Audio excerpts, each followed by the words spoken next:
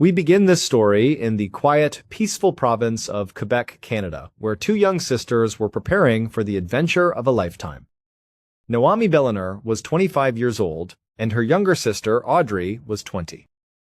They grew up in a very close and loving household, raised by parents who supported them in everything they did. Naomi and Audrey were not just sisters, they were absolute best friends who did almost everything together. Naomi was the older, more practical sister. She was currently in college, studying hard, keeping her life organized, and always making sure she looked out for those around her.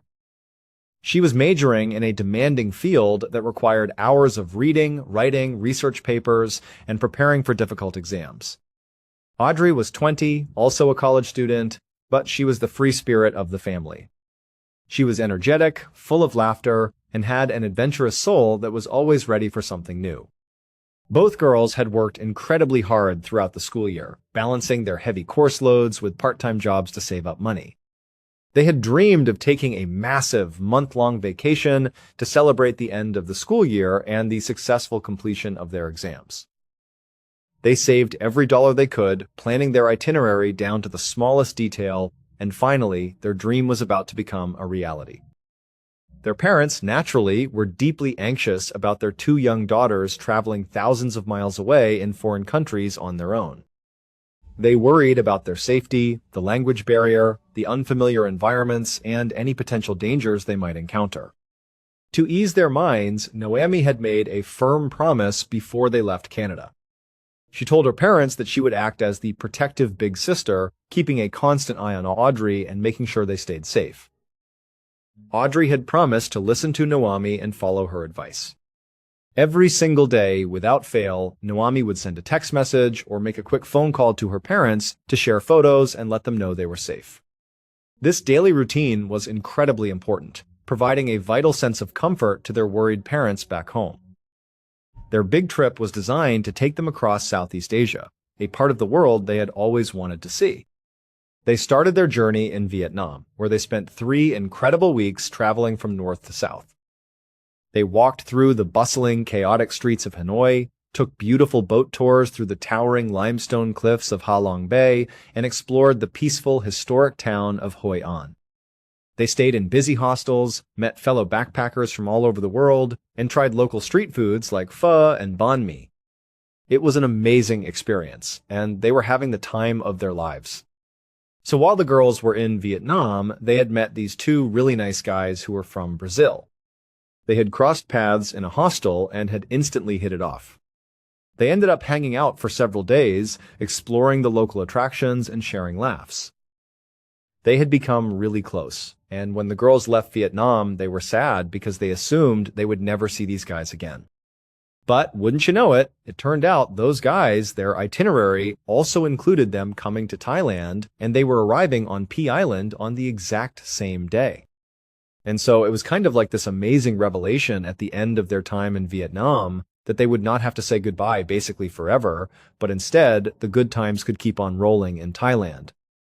And so the plan was that night they would meet up with these two Brazilian guys out on the beach and basically party with them and just have a fun night out.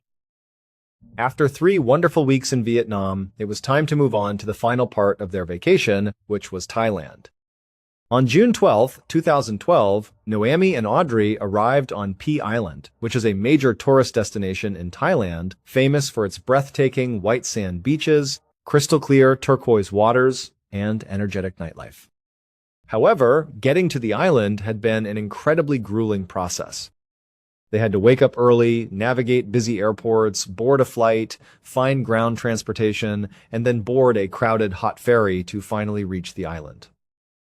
By the time the ferry docked and they had to carry their heavy suitcases through the humid, tropical heat of the island's narrow streets, both girls were completely exhausted. They finally reached their hotel, checked in at the front desk, and headed down the long hallway to their room. Once the door was unlocked, Naomi pushed it open and she held it for her little sister, 20-year-old Audrey, who came in wheeling all their suitcases behind her. The cool air from the air conditioning hit them immediately, which was a massive relief from the stifling heat outside. The room was clean and nice with 2 separate beds. Naomi, in particular, was feeling really exhausted. I mean, there was a lot of travel getting here today, and the past 3 weeks of constant travel had really taken a toll on her. She was hitting a physical wall, and all she really wanted to do was just flop down on the bed and just lay there for a little while to let her muscles relax. But she had also become a fairly experienced traveler by this point, and she knew before she did that she just wanted to make sure that the bed was clean. She knew how important it was to check for bed bugs, unclean sheets, or any other hidden surprises in hotel rooms. And so she went over to the bed, pulled the pristine sheets back, and carefully inspected the mattress. The sheets were pristine. It was absolutely beautiful. The room felt super nice and clean, and the air conditioning was cooling the room down perfectly. And so, feeling satisfied, she just flopped down on the bed, closed her eyes, and enjoyed the cool air. And at the same time that she was doing this, Audrey, who very likely was also feeling all the symptoms of travel over so many weeks, was acting a bit differently. I mean, she likely was very, very tired as well, but instead of laying down on her bed, she went right into the bathroom and started getting ready for the night. She turned on the shower, laid out her clothes, and began putting on her makeup. And Naomi sort of understood why her sister was in such a rush to get ready. Now, Naomi was looking forward to this night out with these two guys, but she also had a little bit of apprehension about it. I mean, these guys were perfectly nice, and she and her sister had spent plenty of time with them in Vietnam, and really things had been fine. But Naomi felt like Audrey was a little bit more naive and sort of like easier to be taken advantage of than she was. Audrey was younger than her by 5 years, and she had a tendency to see only the good in people, sometimes ignoring potential warning signs. And also, when the sisters had gone on this trip, their parents had been really apprehensive about two young women traveling alone together all over the world. They were worried about their safety, and Naomi had promised to protect Audrey. And so Naomi sort of felt like she had a massive, constant responsibility to keep Audrey safe. And so she was feeling a bit apprehensive about whatever they were going to do that night with these guys. It just sort of seemed like things were moving very quickly, and maybe they should have just let the friendship end in Vietnam. But they were here now, and the guys were waiting. And so Naomi, as she is laying there on the bed and Audrey is getting ready, Naomi decides to just give her parents a call.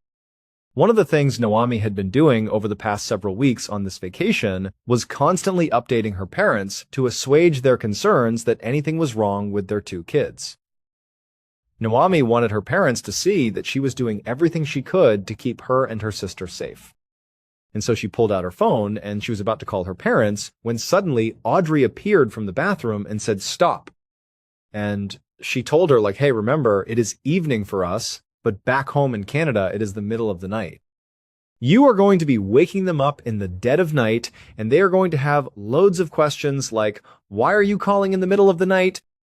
And probably you are going to have to tell them about how we are going out tonight with these two guys, and they're going to worry.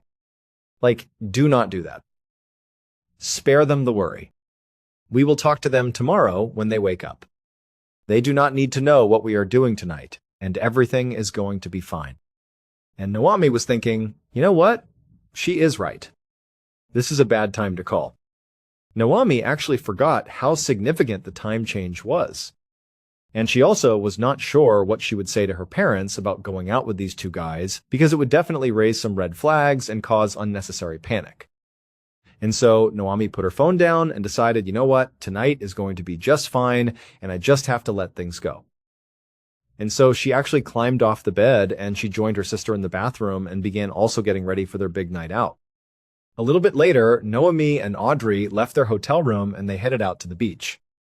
The air was warm and the island was alive with the sound of music, laughter, and the gentle crashing of the waves. And sure enough, there, right outside of a beachfront bar, were the two Brazilian guys they were meeting up with that night. And as the two girls approached, they saw that each of these guys was holding these big buckets.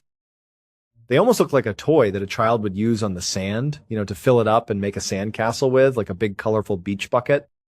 And the girls, as they were walking over, were wondering what these buckets were for. They thought it was maybe some joke these guys were going to play, or they did not know what. But as they got closer, they realized that these buckets these guys were holding were filled to the brim with ice and liquid. There was some sort of drink inside of these buckets. And so the girls walked up to them and they said hello. And very quickly, the conversation turned to these big drinks they were holding, and Naomi and Audrey were like, "What are those?"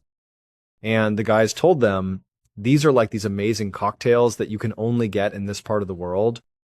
The girls asked, like, "Well, what is it? What is inside of the drink and what makes it so special?"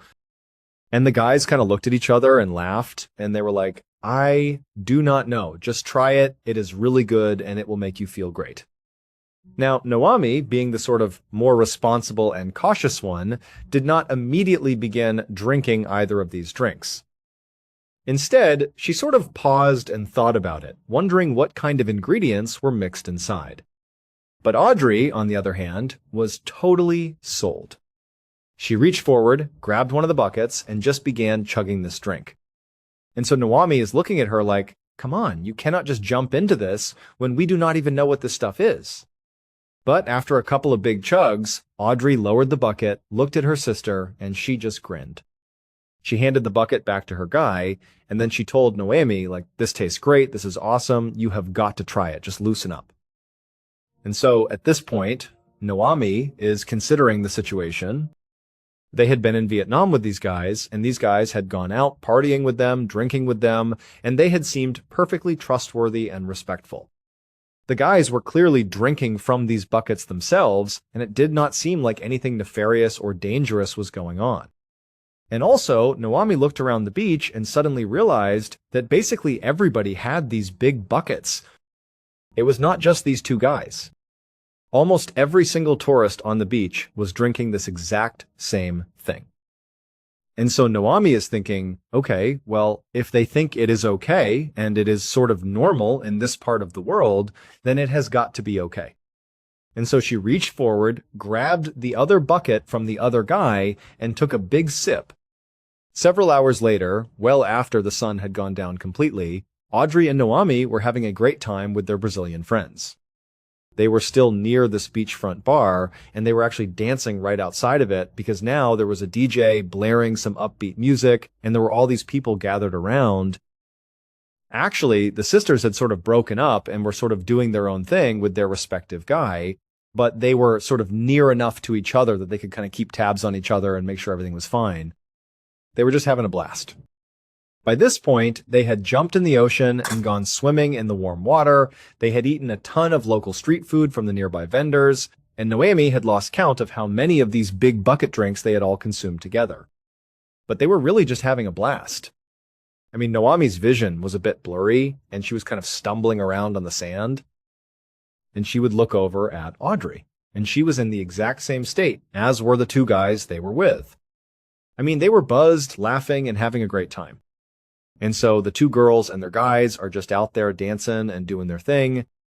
It is about 1 a.m. at this point, and Naomi's guy says to her, "Hey, do you want to head back to the hotel room together?" And Naomi is like, "Yeah, let us go back, but hold on, I want to talk to my sister first." And so Naomi kind of stumbles her way over to Audrey, who is in the middle of this big dance routine with her guy, and she stops Audrey. Audrey whips around, and she is all smiles too. And Naomi is like, "Hey, do you want to go back to the hotel room? We are going back now. Do you want to come?" And Audrey's like, "No, I want to stay here. I am having too much fun. This is awesome. We are just going to keep on dancing. You guys should stay too." But Naomi was like, "No, I got to go. We are going to go back. So are you sure you want to stay?" And Audrey was like, "Yeah, we will stay. We will see you at the hotel soon." Now, typically, Naomi and her sister really rarely separated, especially when they were out drinking and partying, because of all the inherent risks of being alone at night, potentially intoxicated in a foreign place. And so this was kind of a rare thing for her to break away from her sister and separate. But it just seemed like this was okay. It felt safe, the beach was well lit, and these guys they were with really seemed like stand-up guys. And again, Audrey was just having an absolute blast, and Naomi did not really want to stop her from having a good time. And so ultimately, she did say bye to her sister and said she would see her soon. Naomi turned, and with her guy, she headed back to the hotel, and Audrey kept on dancing with her guy in front of the beach bar. Let us now move forward 3 days to the evening of June 15th. Over the last 48 hours, the hotel staff had noticed that the Do Not Disturb sign had remained hanging on the doorknob of room 47. No one had been seen entering or leaving the room, and the room had not been cleaned since the girls checked in on June 12th. This was a busy hotel, and the housekeeping staff had a strict schedule to maintain. On this particular evening, a member of the housekeeping staff walked up to the room carrying her cleaning supplies. She knocked firmly on the door, calling out housekeeping, but there was no response. She knocked again, louder this time, but the only sound was the hum of the air conditioning from inside. Assuming the guests were either deeply asleep or had gone out for the day, the housekeeper pulled out her master keycard. She swiped it through the lock, watched the light turn green, and pushed the door open. She stepped into the room, expecting to do a standard cleaning. But within seconds, the housekeeper was running out of the room in absolute horror. She ran down the hallway, screaming for help, her face pale with shock. By 9 o'clock that night, a team of local police officers arrived at the hotel, led by Lieutenant Colonel Rat Sambo. Sambo was an experienced and respected investigator on the island. He had received a brief explanation of what had been discovered, but walking into the room itself was a heavy experience. When Sambo and his team entered room 47, they were met with a tragic and deeply disturbing sight. Noami and Audrey Ballen were lying in their respective beds. They were tucked neatly under their sheets, looking almost as if they were asleep. But they were completely still, and they were not breathing. Each of their beds, along with the floor surrounding them, was covered in vomit. Sambo carefully examined the scene and estimated that both women had been dead for somewhere between 12 and 20 hours. His initial theory was that this was a tragic case of severe alcohol poisoning. Pea Island was known for its intense party scene, and it was unfortunately common for young tourists to overindulge in alcohol, sometimes with fatal consequences. The presence of vomit seemed to align with this theory. But as Sambo looked closer at the girls' bodies, he noticed a highly unusual and confounding detail. There was dried blood visible on the girls' gums, and there was also dried dark blood under their fingernails. This was a critical piece of evidence that did not fit the narrative of alcohol poisoning. Sambo began to wonder if these were defensive wounds. He thought that perhaps someone had broken into the room, attacked the girls, and murdered them. But when he and his team conducted a detailed search of the hotel room, they found absolutely no signs of a struggle. The furniture was in place, the girls' personal belongings were undisturbed, and their money, passports, and electronics were all accounted for. There was no sign of forced entry on the door or windows. If someone had entered the room and harmed them, they had left no physical trace behind. Sambo realized that he could not solve this case without scientific evidence. He needed to wait for the official autopsy and a comprehensive toxicology report to determine the exact cause of death. But those tests would take several days, if not weeks, to process. In the meantime, Sambo decided to focus his efforts on reconstructing the girls' movements in the hours leading up to their deaths. He wanted to know where they had been, what they had consumed, and most importantly, who they had been with. Over the next few days, Sambo's team interviewed the hotel staff and reviewed the building's security camera footage. The cameras provided a clear and undeniable timeline of the night of June 12th. The footage showed Noami returning to the hotel with her Brazilian guy at 1 in the morning. They entered the room together. Then, at 4 in the morning, Audrey arrived at the hotel with her guy, and they also went into the room. All four of them remained inside the room until 6 in the morning, when the security cameras showed both of the Brazilian men walking out of the hotel lobby together. The girls never emerged from the room again. This meant the two Brazilian men were the last people to see Noami and Audrey alive. Sambo knew they were critical to the investigation. The police department immediately issued a public announcement detailing the girls' deaths and calling for any information that could help identify the two men. However, they soon discovered that the men had already checked out of their accommodations and boarded a flight out of Thailand, heading back to Brazil. Since Brazil was far outside of Sambo's jurisdiction, he could not simply fly there to interview them. He had to contact Interpol, the international police organization, and request their assistance in locating and questioning the two men. About a week later, Sambo finally received an update from Interpol.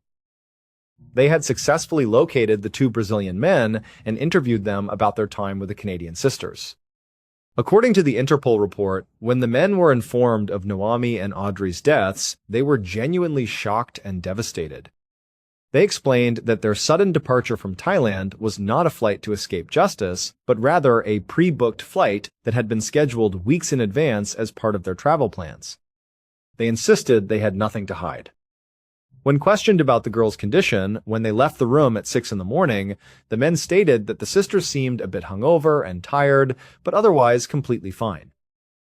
But then, the men shared a very important detail. They admitted that for the next 2 days after leaving the hotel, they both became violently ill. They suffered from severe vomiting, extreme weakness, and muscle aches that kept them bedridden in their next location. They did not know what had caused it, but they had never felt so sick in their lives. Sambo found this detail incredibly intriguing. If all 4 of them had become violently ill after that night, perhaps they had all contracted a severe illness or been exposed to a powerful toxin. Sambo began to research common local illnesses and foodborne toxins. He looked into a specific type of wild mushroom found in Thailand that was known to cause severe, sometimes fatal food poisoning in tourists. He also considered poorly prepared blowfish, which contains tetrodotoxin, a lethal poison. He wondered if the guys had survived the poisoning due to their larger body mass, while the younger, smaller sisters had tragically succumbed. But when the official autopsy and toxicology reports finally arrived from the medical examiner, they shattered the food poisoning theory. The reports revealed that both Noami and Audrey had ingested a chemical called DE, which is the primary active ingredient used in insect repellents and pesticides. The investigators immediately linked this finding to the popular beachside bucket drinks the girls had consumed. In Thailand, these bucket drinks, known locally as 4x100s, were popular among young backpackers looking for a cheap and intense high. However, the recipe for these drinks was highly illegal and extremely dangerous. They typically contained a mixture of cough syrup, Coca-Cola, crushed narcotics, and sometimes even pesticide, which was added in the belief that it enhanced the effects of the drugs. Sambo concluded that the beach bar where the girls had spent the night had mixed a toxic batch of these 4x100s, accidentally adding a lethal amount of DE to the drink. He believed that the girls had died of accidental pesticide poisoning from the contaminated drinks, while the 2 Brazilian men had barely survived the toxic dosage. Satisfied with this explanation, the Thai police officially ruled the deaths as an accidental poisoning from a toxic beverage. They closed the case, and 9 days after the tragedy, they sent the sisters' remains back to Canada. But when Noami and Audrey's bodies arrived in Quebec, the story did not end. Their parents were absolutely devastated by the loss of their daughters, but they were also incredibly angry. They had not been contacted by the Thai police during the investigation and had only learned about the deaths of their children through media reports. They felt the communication was deeply disrespectful and unprofessional. Furthermore, they did not believe the explanation provided by the Thai authorities. To them, the idea that a bad batch of beach drinks had killed their daughters while the 2 men survived simply did not make sense. They also questioned why there were no warnings about these deadly drinks if they were indeed causing fatalities on the beaches. They suspected that the Thai authorities were conducting a lazy investigation or trying to cover up a larger safety issue to protect the island's tourism industry, which was a vital source of revenue for the country. The Canadian government shared the family's concerns. The case had generated massive public interest and outcry in Canada, and officials felt that a more thorough investigation was required. They instructed René Roussel, a highly respected coroner in Quebec, to conduct a second independent autopsy and forensic review of the girls' remains. René carefully examined Noami and Audrey's bodies, studying the tissue samples and reviewing the toxicological data. She did confirm the presence of DE in their systems, proving that they had indeed consumed the local beach drinks. But then, she made a critical discovery that completely shattered the Thai Lai police's theory. The level of DE in the girls' bodies was far too low to be lethal. It was a minor concentration that might have caused mild nausea or a headache, but it absolutely could not have caused their deaths, let alone the severe vascular damage indicated by the blood on their gums and under their fingernails. Renee searched for other common poisons, heavy metals, and drugs, but found nothing. She knew she was missing something. She began to look deeper, researching other mysterious tourist deaths in Thailand. What she uncovered was a horrifying and silent epidemic. Between 2009 and 2015, at least 20 other young tourists, mostly women, had died in various Thai hotels under almost identical circumstances. In each of these cases, the victims were found dead in their beds, surrounded by vomit. They had all shown signs of dried blood on their gums and under their fingernails. The local authorities had attributed these deaths to natural causes, heart failure, or food poisoning, and had quickly closed the cases. But Renee realized that these were not random coincidences. There was a common thread linking all of these deaths, and it was not food or drink. Renee consulted with toxicologists, chemical experts, and international health organizations. She focused on the symptoms: rapid onset of illness, severe vomiting, vascular leakage leading to bleeding from the gums and nail beds, and a rapid death that left no traceable chemical footprint in the blood after a short period. Finally, she identified the suspect: phosphine gas. Phosphine gas is a highly toxic, colorless, and odorless gas that is generated from metal phosphides, such as aluminum phosphide. It is commonly used as a pesticide and fumigant to eliminate severe insect infestations, particularly bedbugs, in agricultural and commercial settings. It is incredibly effective at killing pests, but it is also highly lethal to humans. Because of its extreme toxicity, its use in residential areas, hotels, or any place where humans sleep is strictly prohibited by international safety standards and local laws. But Renee discovered that some budget hotels and guest houses in tourist areas secretly and illegally used this cheap, highly effective chemical to treat their rooms for bedbugs. When the pesticide is applied, it reacts with moisture in the air or sweat to slowly release phosphine gas. If a room is not properly ventilated for days after treatment, the gas accumulates in deadly concentrations, soaking into the mattress, sheets, and pillows. The tragic reality of what happened to Naomi and Audrey finally became clear. When they checked into room 47 on the evening of June 12th, Naomi had pulled back the sheets to check for bedbugs. She saw nothing because the room had recently been treated with the highly toxic chemical which had successfully killed any pests. But the invisible, odorless gas was still trapped in the fabric of the mattress and sheets. When the sisters and their Brazilian friends returned to the room later that night and climbed into the beds, their body heat and sweat accelerated the release of the phosphine gas. As they lay in the beds, they were constantly breathing in the toxic fumes, and the poison was being absorbed directly through their skin. The two Brazilian men left the room at 6 a.m, meaning they were only exposed to the gas for a few hours. This limited exposure was not enough to kill them, but it was enough to make them violently ill for the next 2 days, which explained their severe symptoms. Naomi and Audrey, however, remained in those beds. Already feeling exhausted and unwell, they stayed asleep for hours, deeply inhaling the concentrated gas. As the poison entered their lungs and bloodstreams, it began to damage their cell membranes and blood vessels, leading to internal bleeding. It paralyzed their muscles, making them too weak to move, scream, or call for help. They lay there completely helpless as their vital organs slowly shut down, leading to a tragic, silent death. Despite the overwhelming scientific evidence presented by Renee Rousel and the Canadian authorities, the hotel owners and local Thai officials denied any wrongdoing. No criminal charges were ever filed, and no one was held accountable for the deaths of Naomi and Audrey Ballen or the many other tourists who lost their lives to this silent killer.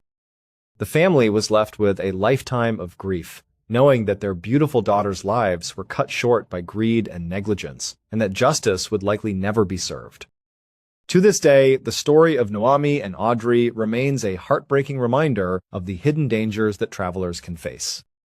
It is a tragedy that highlights the importance of international safety standards and the need for accountability in the tourism industry. The family continues to share their story in the hope that it will raise awareness and prevent other families from enduring the same devastating loss.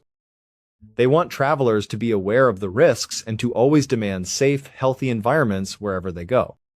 The memory of the two sisters lives on in the hearts of those who love them, a beautiful reminder of their bright spirits, their love for adventure, and the deep bond they shared. The impact of their loss is felt not only by their family, but also by the wider community in Quebec, where they were known as kind, hardworking, and full of life. Their classmates and friends remember them as young women who had so much potential and so many dreams for the future.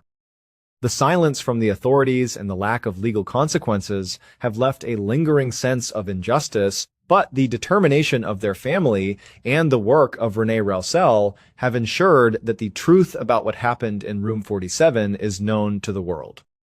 Their tragic end serves as a warning, but their lives are remembered for the joy and love they brought to everyone around them.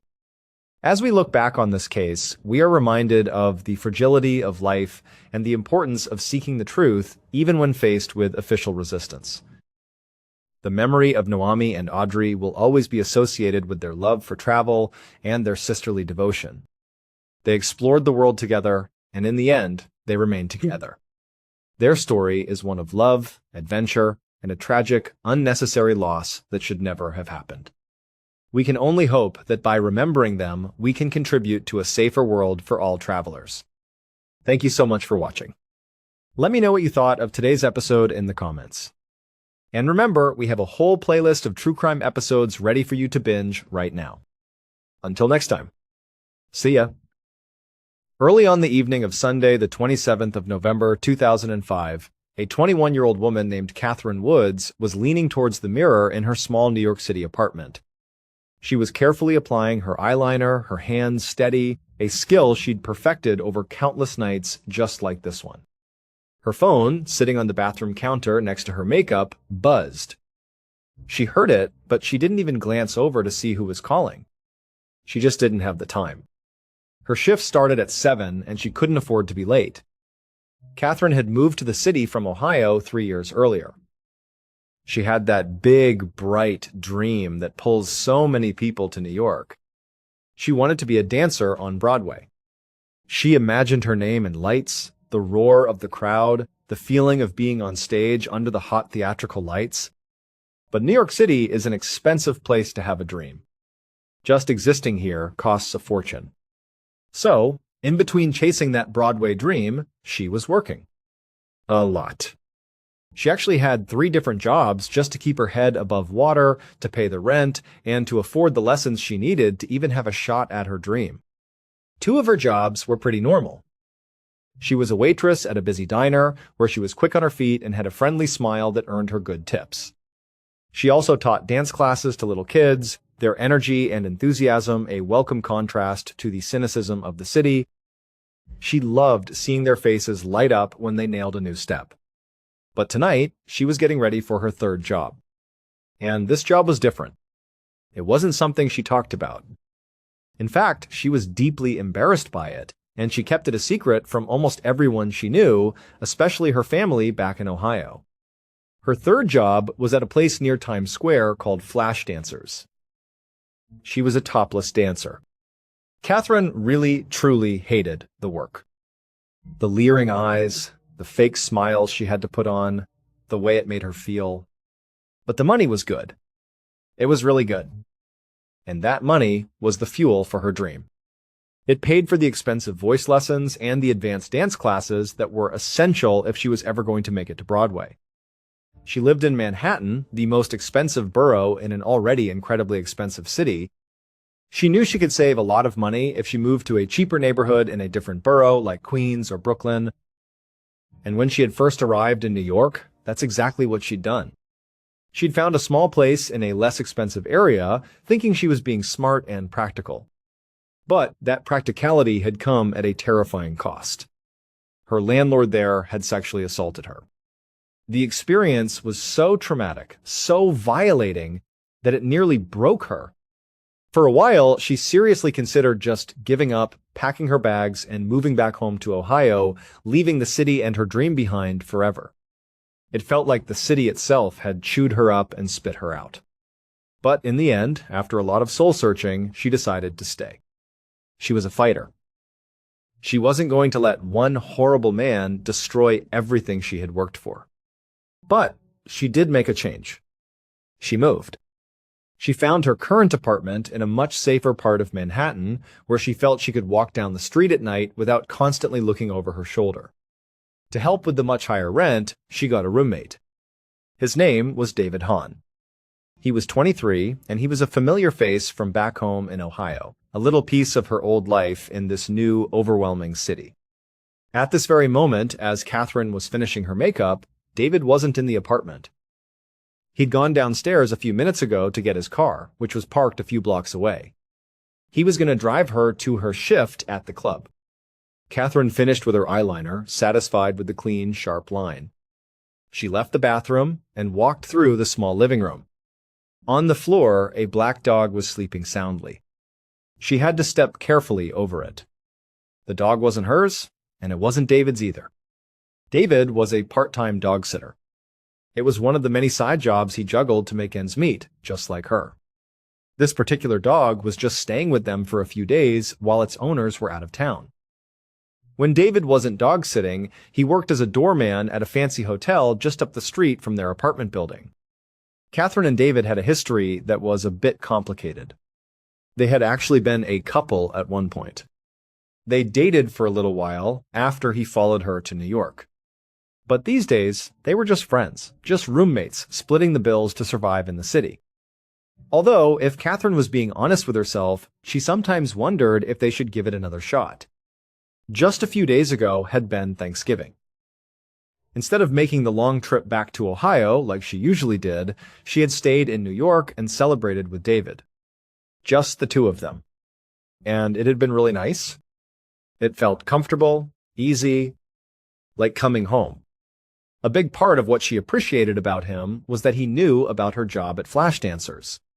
He was one of the very few people who did, and he didn't judge her for it. He understood why she was doing it, and that lack of judgment was a rare and precious thing. But there was one major hurdle she could see if they were to ever get back together. It was David's attitude towards other men in her life. He seemed to dislike basically every single man she ever met or dated. It didn't matter who they were. He just had this immediate, almost instinctual distrust of them. Now, with some of the guys, she could kind of see his point. There was a guy named Joe she had dated for a short time. She had met him at the strip club. He was a customer. David had been very clear that he thought Joe was bad news. And in hindsight, he was probably right. But then there were other guys, like Paul. Paul was a personal trainer at her gym. She'd gone on a few dates with him, but it was nothing serious. They were more like friends who spoke on the phone every now and then. Paul had always been perfectly nice to David, polite and friendly whenever he saw him. But David still insisted that Paul was a creep. He just had a bad feeling about him. For now, though, Catherine pushed those thoughts aside. She didn't have time to sort out her entire romantic life. She just needed to get dressed and get downstairs before David started wondering where she was. She went into her bedroom, and that's when she heard it. The dog in the living room suddenly started barking. It wasn't a playful bark. It was sharp, insistent, like it was barking at something or someone. Curious, Catherine walked out of her bedroom to see what was going on.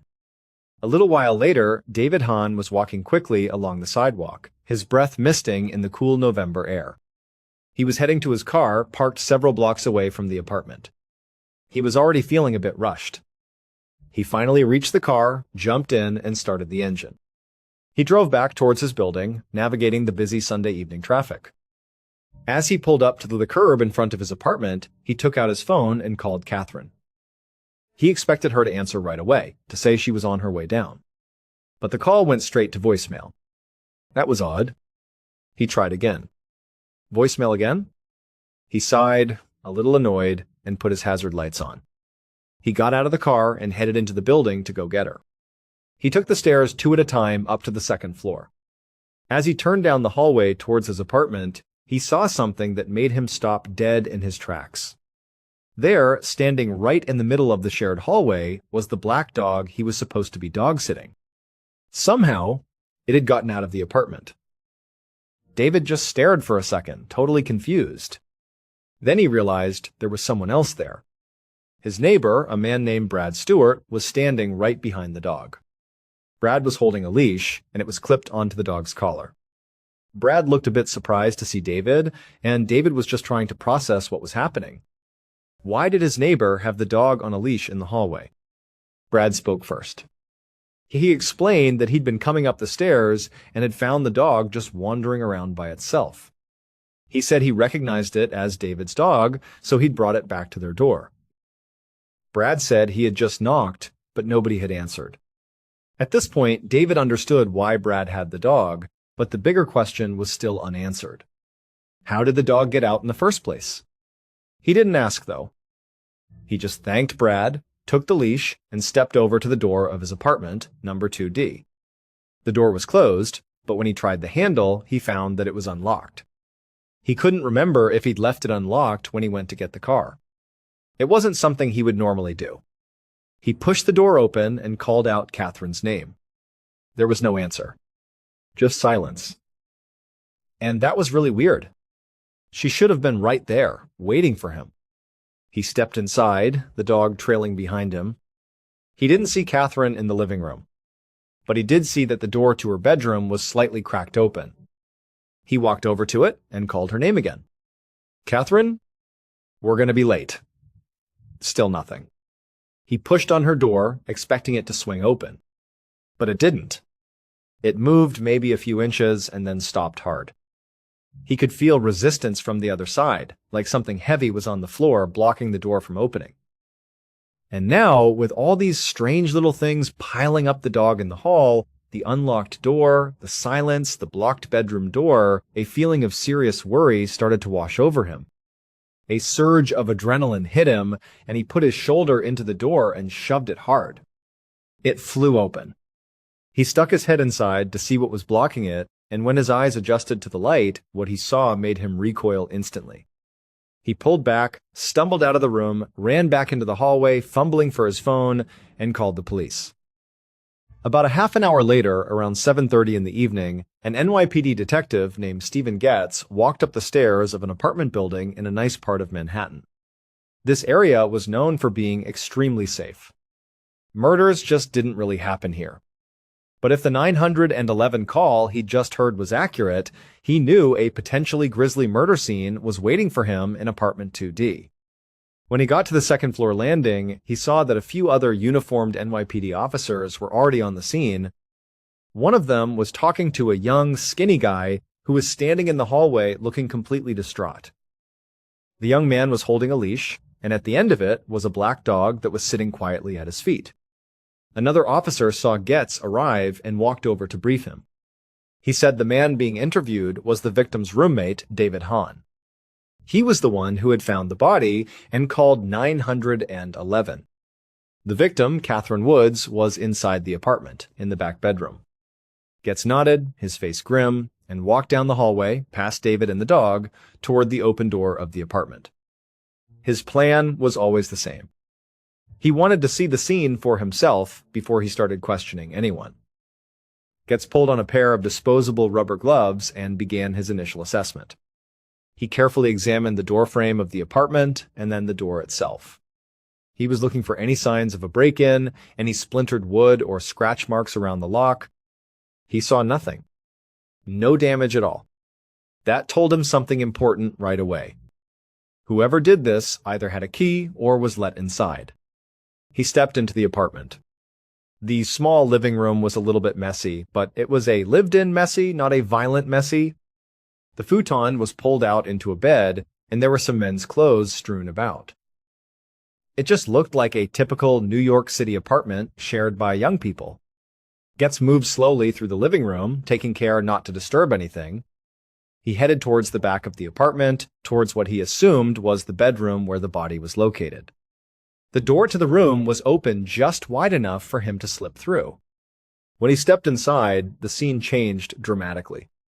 There was blood everywhere. It was spattered on the walls, on the furniture. The room itself looked like a tornado had gone through it. It had been completely torn apart. A dresser drawer was hanging open, and women's clothing was scattered all over the floor. The mattress had been ripped completely off the bed frame and was now lying crookedly on the floor. That's what had been blocking the door from opening. And then, in the middle of all that chaos, in a large pool of blood, lay the body of a young woman. Getz knew from the 911 call that her name was Catherine Woods. He walked over and squatted down next to her for a closer look. She was wearing only a t-shirt and underwear. On the front of her t-shirt, he saw a very clear, distinct shoe print. It looked as if her killer had literally stepped on her chest during or after the attack. There were at least a dozen stab wounds all over her body. He also saw what he immediately recognized as defensive wounds on her hands and her forearms. Little cuts and slices that told him she had fought back hard against her attacker. She had fought for her life. But the worst of her injuries were to her neck. Whoever had killed her had slit her throat with such savage force that they had nearly decapitated her. To Detective Getz, this wasn't a robbery gone wrong. This was personal. This was an attack fueled by an absolute, uncontrollable rage. At that moment, Getz heard footsteps behind him. He stood up and turned around to see that the NYPD forensics team had arrived. The blocked door was making it difficult for people to move in and out of the bedroom, so one of the first things the forensics team did was to carefully pick up the mattress from the floor. They leaned it up against the wall, out of the way, so the bedroom door could now swing open freely. With the team now able to access the room properly, Detective Getz stepped back and let them do their work. He watched as they meticulously documented everything. He saw them carefully lift the shoe print from the t-shirt Catherine was wearing. Then they found a second, identical shoe print on her bedsheets, and they collected that one as well. To Getz, both of these prints looked like they came from the exact same shoe. And just by looking at them, he could tell they were made by a man's shoe, probably an average size. This immediately made Detective Getz curious about something. He stepped out of the bedroom and back into the living room. He quickly found a couple of pairs of men's shoes lying on the floor near the futon. He picked one up and looked at the sole. While the tread pattern didn't match the prints he had just seen in the bedroom, the size looked about right. They appeared to be the exact same size. An hour later, at about 8:30 that night, Detective Getz sat down at a metal table inside an interview room at the NYPD's 19th precinct. He slid a bottle of water across the table to David Hahn, the roommate of the murder victim. And, at that moment, Detective Getz's number one suspect. The facts were simple and damning. There was no sign of forced entry at the apartment, which meant Catherine's killer either had access to the apartment or was led inside by someone who did. The murder weapon was a knife, and the sheer brutality of the attack screamed personal motivation. It felt like a crime of passion. Even though Catherine's bedroom had been completely trashed, nothing of value seemed to have been stolen. And because Catherine had been found partially undressed, a sexual motive was also a strong possibility. So Getz's working theory was that this murder was committed by a man who knew the victim well, had easy access to her home, and possibly had a romantic or sexual connection to her. David Hahn fit that profile perfectly. Plus, he apparently wore the same size shoe as the killer. Although, as Detective Getz settled into his chair and took out his notepad, he did a quick, subtle scan of David's hands and forearms. He saw no visible cuts, no scrapes, no bruises. That was a little strange. Getz figured that a fight as violent as the one Catherine had put up would have almost certainly left a mark on her attacker. But he didn't mention this to David. Instead, he just leaned forward, his expression sympathetic, and asked David to walk him through everything that had happened that day. David's hands were shaking a little as he reached for the water bottle. He took a deep breath to try and calm his nerves. He said he had been at the apartment with Catherine that night until about 6:40. That's when he left to go get his car so he could drive her to her 7 o'clock shift at Flash Dancers. But, he said, getting his car had taken longer than he expected. On the way, he had run into a couple of his coworkers from his doorman job, and he had stopped to chat with them for a few minutes. He said that after he finally got his car and drove back to the apartment, he had expected Catherine to be waiting for him out on the curb. But when he got there, she was nowhere in sight. She didn't answer her phone when he called, so he'd gone inside and run upstairs.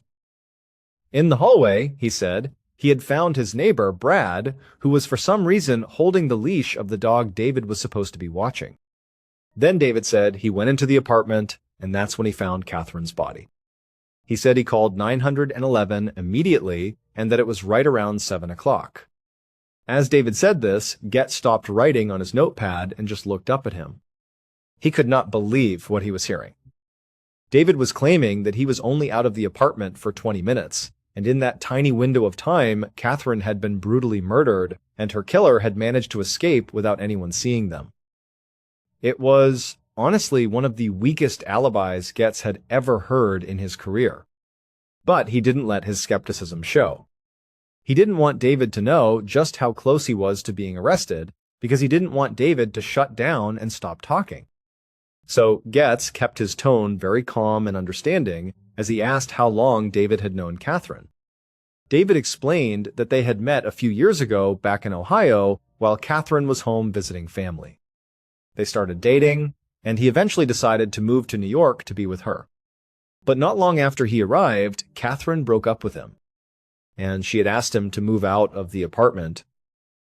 David said he hadn't been able to afford a place of his own, so he had started sleeping in his car. He said Catherine had felt bad about that, and so she had eventually let him move back in, but on one condition, that he slept on the futon in the living room and that they were just roommates. By now, Detective Getz's pen was flying across the page. This new information was a bombshell. David wasn't just Catherine's roommate. He was her ex-boyfriend. A spurned ex-boyfriend who was the last person to see her alive and the first person to find her body. Getz was now more confident than ever that he was sitting across the table from Catherine's killer. He told David that everything he was saying was incredibly helpful. But he said he needed to go check on something really quick. David agreed to wait. As Getz stood up to leave, he stopped at the door and turned back. He asked David one last, seemingly casual question.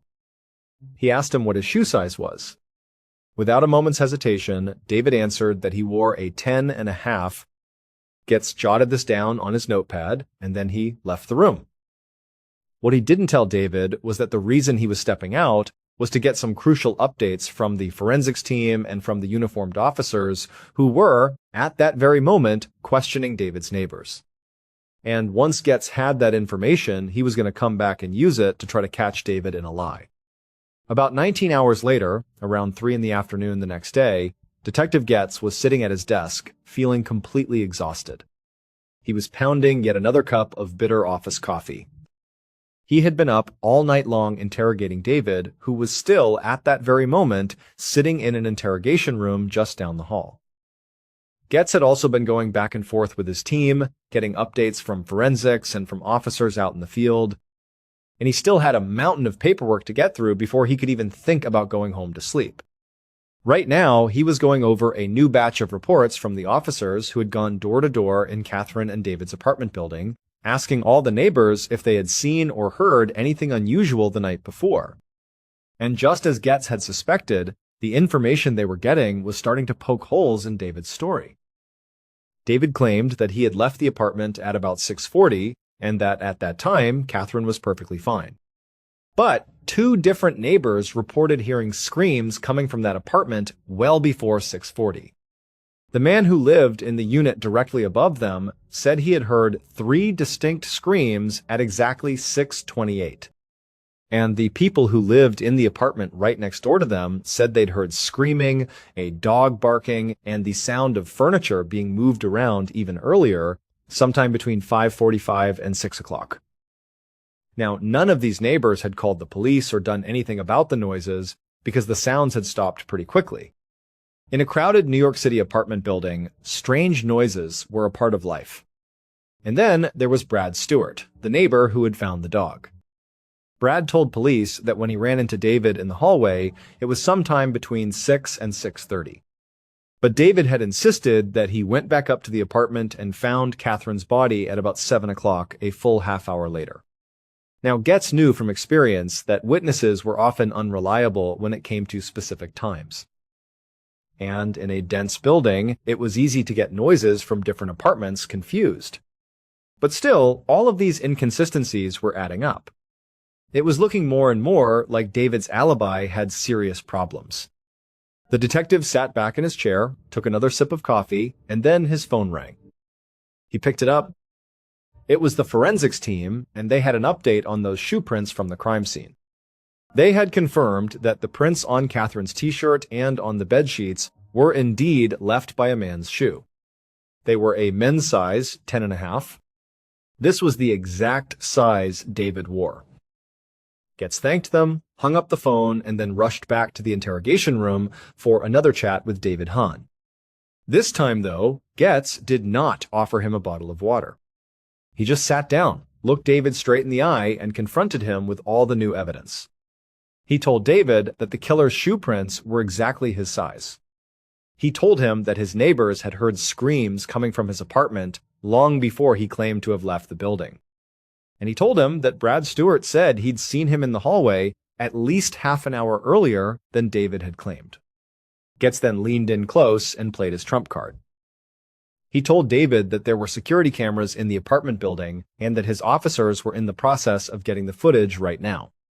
So, if David had anything to confess, he had better do it now, before the cameras proved he was lying.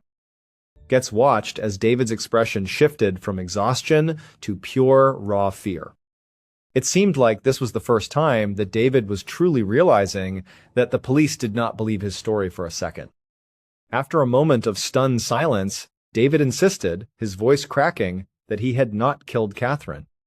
He begged Getz to believe him. But when the detective just glared back at him, his face a mask of stone, David launched into a brand new story. It was a story he had not mentioned at all in the nearly 20 hours he had been interrogated. David said that Catherine knew this guy named Paul Cortez. He said she had dated him for a while, but that David had always thought he was a creep. David said Catherine had even told him that Paul was obsessed with her. So, David said, the police really needed to go investigate Paul, not him. To Detective Getz, this sounded like a desperate last-ditch effort from a guilty man trying to cast suspicion on someone, anyone else. But he also knew that he had to follow up on every lead, no matter how flimsy it seemed. So he wrote down Paul's name and told David they would look into it. When Getz finally left the station for the evening, David was still in the interrogation room. And outside on the steps of the precinct, reporters from all the major newspapers were beginning to gather their cameras at the ready. The following morning, the story of Catherine's murder was everywhere. Pictures of her smiling face were on the front page of every paper in the city. The headline on the New York Daily News made Detective Getz grimace. It read, "Secret Life of Slain Stripper." The article inside reported that Catherine's family back in Ohio hadn't even known she was working as a topless dancer until they flew to New York to identify her body. Getz skimmed the article at his desk. He wasn't convinced that Catherine's line of work had anything to do with her murder, but the papers were determined to run with that angle. A media circus was the last thing he needed. His team was already under immense pressure to make an arrest, and now they were going to be flooded with tips from the public, most of which would be useless. Getz put down the newspaper, got up from his desk, and walked down the hall to an interrogation room. He had ended the day yesterday feeling pretty sure that David was his killer. He had finally sent David home, but with strict instructions not to leave the city. He fully intended to arrest David, and soon. But first, he had to do his due diligence. He had to follow up on the other leads he had, if only to definitively rule them out. And one of those leads was sitting in the interrogation room right now, waiting for him. It was Paul Cortez, the man David had named. Officers had tracked him down and brought him in for questioning. the man who was supposedly obsessed with Catherine. As soon as Getz entered the room, the first thing he did was subtly look down at Paul's shoes. He could see they were a pretty typical size, maybe a 10 or an 11. At a glance, they could easily be a 10.5. Getz also looked for any scratches or bruises on Paul's hands and arms. And he did see one small injury, a little cut on one of Paul's fingertips. Getz asked him about it. Paul explained calmly that his finger had just gotten pinched between a couple of weights at the gym where he worked as a trainer. Paul was very calm, very soft-spoken. He said he had heard about Catherine's death in the news, and he was devastated. He just wanted to help the investigation in any way he could. When Getz told him that they had gotten his name from David Hahn, Paul just kind of rolled his eyes. He said that David had always been jealous of his relationship with Catherine. Paul explained that he had met Catherine at the gym about a year ago, and they had been dating on and off ever since. He said that at the time of Catherine's death, they were in an off phase, but he still cared about her deeply and had hoped that one day they might get back together for good. Paul told Getz that he hadn't seen Catherine in person on the day she died, but he had spoken to her on the phone earlier that afternoon. He said this wasn't unusual. They still talked on the phone from time to time, even when they weren't officially together. Paul said he had actually tried to call her a second time later that day, but she didn't answer. He said he didn't think much of it at the time. Then Paul laid out his alibi for that night. He said he had gone shopping with some friends, and then later he went to a local bar to watch the Jets game, which started around 8:30. Getz made a note to check Paul's alibi. Then he asked Paul if he had any idea who might want to kill Catherine. Paul thought for a moment, and then his eyes seemed to light up, as if he'd just remembered something important. He said there was this other guy, a kind of stalker named Joe. He had been one of Catherine's regular customers at the strip club. He said that months ago, this guy Joe had somehow gotten Catherine's personal phone number and had started contacting her outside of the club. Paul said that around that same time, Catherine had been drugged at work. Someone had slipped a roofie, the date rape drug, into her drink during one of her shifts. Paul said that even though he could never prove it, he had always suspected that it was Joe who had drugged her. He said Catherine had eventually cut off all contact with Joe, but the whole incident had really bothered Paul. It bothered him so much that he had tried to convince Catherine to quit her job at the club, but she had refused. Paul even admitted that he had gone so far as to call Catherine's father in Ohio to tell him how worried he was about her. He said Catherine had been furious with him for doing that and had stopped talking to him for weeks. Getz jotted all of this down. Then he asked Paul if he knew how to get in touch with this Joe. Paul said he didn't have Joe's number, but he was sure it was in Catherine's phone. Because he said the very last time he spoke to Catherine on the phone, on the afternoon of her death, she had mentioned something that had really surprised him. She said that after months and months of silence, Joe had started calling her again, completely out of the blue. At this, Getz studied Paul's face, searching for any sign that he was lying. This whole story about Joe could just be a clever way for Paul to deflect suspicion from himself. But Paul seemed sincere. It didn't feel like he was making it up. And besides, it would be simple enough to verify his story by checking Catherine's phone records. Detective Getz hated to admit it, but maybe the newspapers were right. Maybe it was time he started looking seriously into some of the customers from Catherine's secret life at the strip club. The following afternoon, on Wednesday, November 30th, Detective Getz was feeling deeply annoyed as he hung up the phone at his desk. It had been another call from another reporter demanding an update on the case. But Getz had no updates to give. He hadn't made an arrest yet, so he was staying tight-lipped. For now, he just turned his focus back to the stack of papers on his desk. They were Catherine's cell phone records, which he had subpoenaed the day before. And they showed that Paul Cortez had been telling the truth. The records confirmed that both Paul and a man named Joe had called Catherine shortly before she was killed. So, Getz had his officers track down Joe and bring him in for an interview. He asked Joe to explain why, after months of no contact, he had suddenly decided to call Catherine on the very day she was murdered. Joe claimed he was just calling to check in, to say he hoped she had a nice Thanksgiving. He insisted he was just trying to be friendly. But then Getz asked Joe point blank if he had ever put a roofie in anyone's drink. At this question, Joe's eyes went wide. He started to stammer and sputter, and he swore that he would never, ever dream of doing something like that. But based on Joe's panicked reaction, Getz had a strong feeling that he was lying. And so now, the entire investigation felt like it was wide open again. Just a few days ago, Getz had been absolutely certain that David Hahn was the killer. But now, all these other men from Catherine's life just kept coming out of the woodwork. He now had 3 main suspects instead of just 1. In fact, at this point, his original suspect, David, was actually starting to look more innocent. Getz's officers had spoken to David's coworkers from the hotel, and they confirmed his story.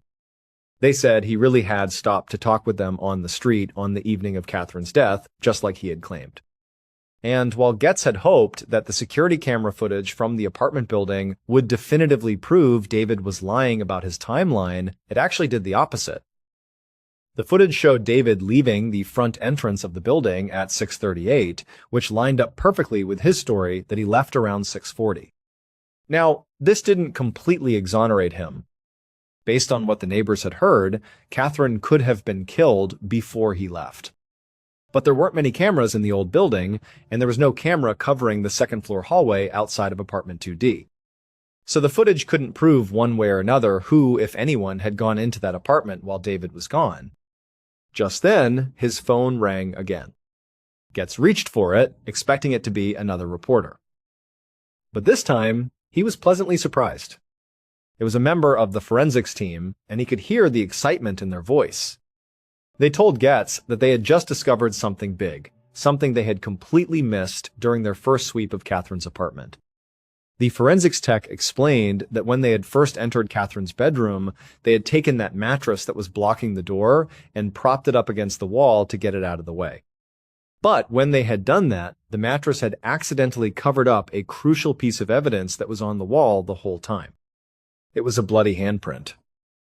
It wasn't until a couple of days later, after they had carefully gone over everything else in the room, that they finally moved the mattress back down onto the floor. And that's when they saw it. Getz's face lit up when he heard this news. This was the break he had been waiting for. Now he thought all he had to do was go get handprints from all 3 of his suspects and see which one matched. It seemed like it would be that simple. But he quickly realized he had a major problem. By this point, some of his suspects had already gotten lawyers. And their lawyers were advising them not to speak with the police anymore, let alone voluntarily hand over their handprints. And Getz couldn't legally force them to give their prints unless he arrested them first. And so, Detective Getz found himself in a frustrating catch, 2-2. He needed the suspect's handprint in order to make an arrest, but he couldn't get the handprint unless he arrested them. So at this point, the investigation stalled. Weeks went by. Detective Getz grew more and more frustrated because there was nothing he could legally do to push the case forward. Meanwhile, the case was still getting a ton of coverage in the press. And to the public, it looked like the NYPD was just dropping the ball. But then, on December 16th, 3 weeks after Catherine's murder, the very news coverage that had annoyed Getz so much ended up giving him exactly what he needed. That day, a woman called the NYPD because of something she had seen on the front page of a New York newspaper. And what this woman told them led Detective Getz directly to Catherine's killer. Based on all the forensic evidence and the numerous interviews police conducted, this is what they believe happened to Catherine Woods on the evening of the 27th of November, 2005. Shortly after 6:40 in the evening, the killer climbed the stairs inside Catherine's apartment building. They knew that at that very moment, she would be alone in the apartment, getting ready for another shift at Flash Dancers. The fact that she worked there, that she had this secret life, bothered the killer more than they ever let on. The thought of Catherine dancing for other men, giving her attention to other men, filled the killer with a jealous rage they could barely contain. The killer had tried to win her over, had tried to talk her into being with them exclusively, but she had rejected him. So, in the killer's mind, the time for talking was over. And so, the killer walked quietly up to the door of apartment 2D. They reached down and turned the handle. It was unlocked. As they slipped silently into the apartment, the killer pulled out the knife that they had hidden inside their sweatshirt. But then, something they had not planned for happened. The black dog that was lying on the apartment floor jumped up and began to bark at them.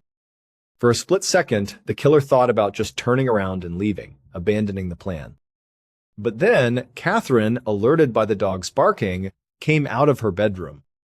She looked right at the killer, and she saw the knife in their hand. Catherine screamed and turned and ran right back into her bedroom, the very bedroom that she had made explicitly off-limits to the killer in the past. And just the thought of that, of her trying to keep him out of her space, sent a surge of pure anger through them. The killer charged into the room after her. Catherine was already on the other side of the bed, trying to lift up the heavy mattress to use it as a shield. But the killer was too strong and too fast. They forced their way past the mattress and grabbed Catherine from behind. But Catherine was a fighter. She fought back with everything she had. She began thrashing and kicking, scratching and biting, doing anything she could to break free. But she couldn't. They struggled wildly around the small room, smashing into furniture, knocking things over. And it was around this point that the killer lifted up the knife they had brought and slit her neck as deep as they could. But even then, even with that fatal wound, Catherine kept fighting. She fought with such viciousness that the killer actually had to brace themselves against the wall just to keep their balance. And in the chaos of that struggle, the killer didn't even realize that as they steadied themselves, they had placed their bloody hand flat against the wall, leaving a perfect print behind. Finally, Catherine fell to the floor. But the killer was still blinded by rage. They got down on the floor with her and began stabbing her over and over and over again. And then finally, when Catherine stopped moving, the killer jumped up and ran out of the apartment. But when they got into the hallway, they realized that the black dog that had barked at them had gotten out of the apartment during the chaos. Now, the killer wanted the dog to be back inside the apartment, but the dog was on edge, still barking at them. So instead, the killer just pulled the apartment door shut, trapping the dog out in the hallway. And then the killer fled the building, using a back door where there was no security camera. And for weeks, the killer was not caught. Until their violent past finally came back to haunt them. Several weeks after Catherine's murder, a young woman who had no connection to Catherine at all was walking down a street in New York City when she glanced over at a newsstand. And on the cover of one of the newspapers, a picture was plastered across the front page. It was a picture of a man who was currently a person of interest in a high-profile murder case. And this woman was horrified because she knew this man, the killer, had sexually assaulted her about a year earlier, but she had been too scared and ashamed to ever file a police report.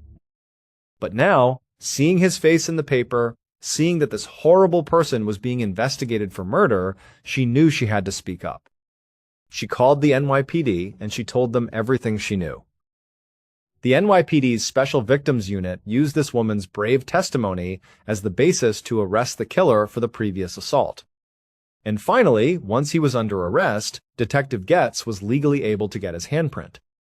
And those prints were a perfect match to the bloody handprint found on Catherine's bedroom wall. They belonged to Catherine's on-again, off-again boyfriend, Paul Cortez. David's suspicions about Paul had been right all along. Paul was a creep, a violent predator who had assaulted at least one other woman before he murdered Catherine. Data collected from nearby cell phone towers would later prove that Paul was in the immediate vicinity of Catherine's apartment building right before her murder. The records also showed he had been calling her over and over again. When she ignored his calls, Paul waited. He watched until he saw David leave the apartment to go get his car. And then he hustled upstairs, knowing that Catherine would be alone. Even though David was only gone for about 20 minutes, it was more than enough time for Paul to get inside the apartment, murder Catherine in a jealous rage, and slip away completely unnoticed. Paul Cortez was arrested about a month after Catherine's murder on Wednesday, the 23rd of December, 2005. He was later found guilty of second-degree murder and was sentenced to 25 years to life in prison. And just like that, the truth finally came to light. But the haunting question remains, how many stories like this are still unresolved, hidden from view? Let me know your thoughts in the comment section below. And if you're not ready to stop here, there's still so much waiting for you in the next episode. See you next time. Early on the morning of the 19th of August, 1991, a 32-year-old man named Bobby Curley was standing in his newly renovated kitchen in the city of Wilkes-Barre, Pennsylvania. It was the start of another long workday, just like any other. He walked over to his refrigerator, opened the door, and the cool air washed over him for a moment. He reached inside and grabbed the bag lunch his wife had packed for him, and next to it, his trusty thermos. He was just about to walk out the door, ready to start the day, but he stopped himself. He turned back and saw his wife, Joanne, and gave her a quick kiss on the cheek. He told her he loved her, and then he finally left for the day. Bobby and Joanne had been married for about a year. They lived together with Joanne's 4-year-old daughter from a previous relationship, a little girl named Angela. Their home was a simple duplex in a quiet, working-class neighborhood. Bobby worked as an electrician, and he was good at his job. He made a decent living, enough to support his new family, but they certainly weren't wealthy. Life was good, but it was a life built on hard work and careful budgeting. But Bobby knew that their financial situation might be about to change, and change in a very big way. His wife Joanne was on the verge of winning a huge court settlement. You see, Joanne had been married once before, but her first husband had died in a tragic car accident about 3 years earlier. His car had collided with a tractor-trailer, and after a long investigation, the driver of that truck was found to be at fault.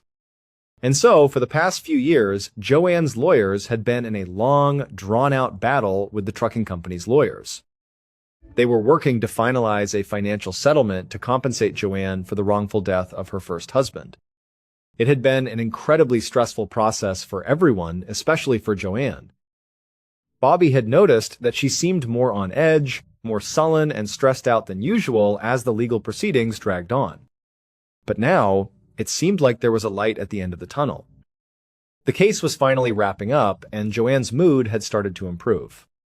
She seemed to be getting back to her old self.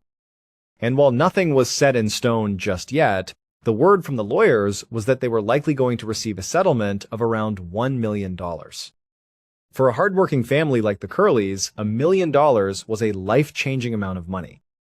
It was almost hard to comprehend.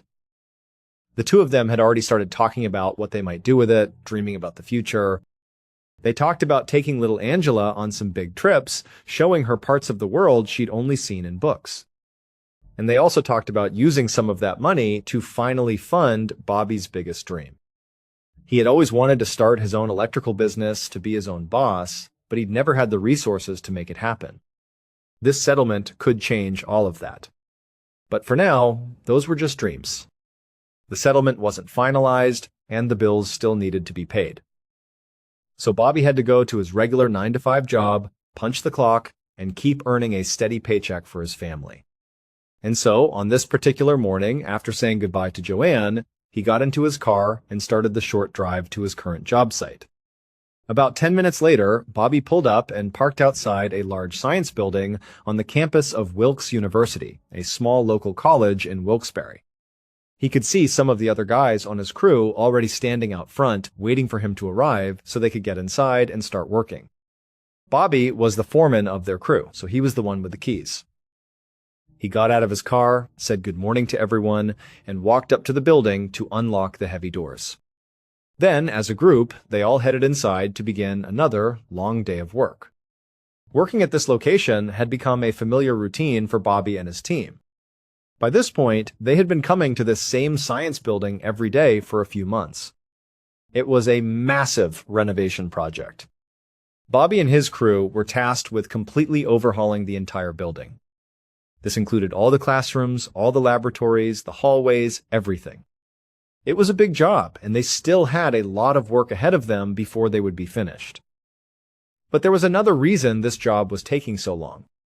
When Bobby's crew had first arrived at the building a couple of months ago, They had been told it would be completely prepped and ready for them.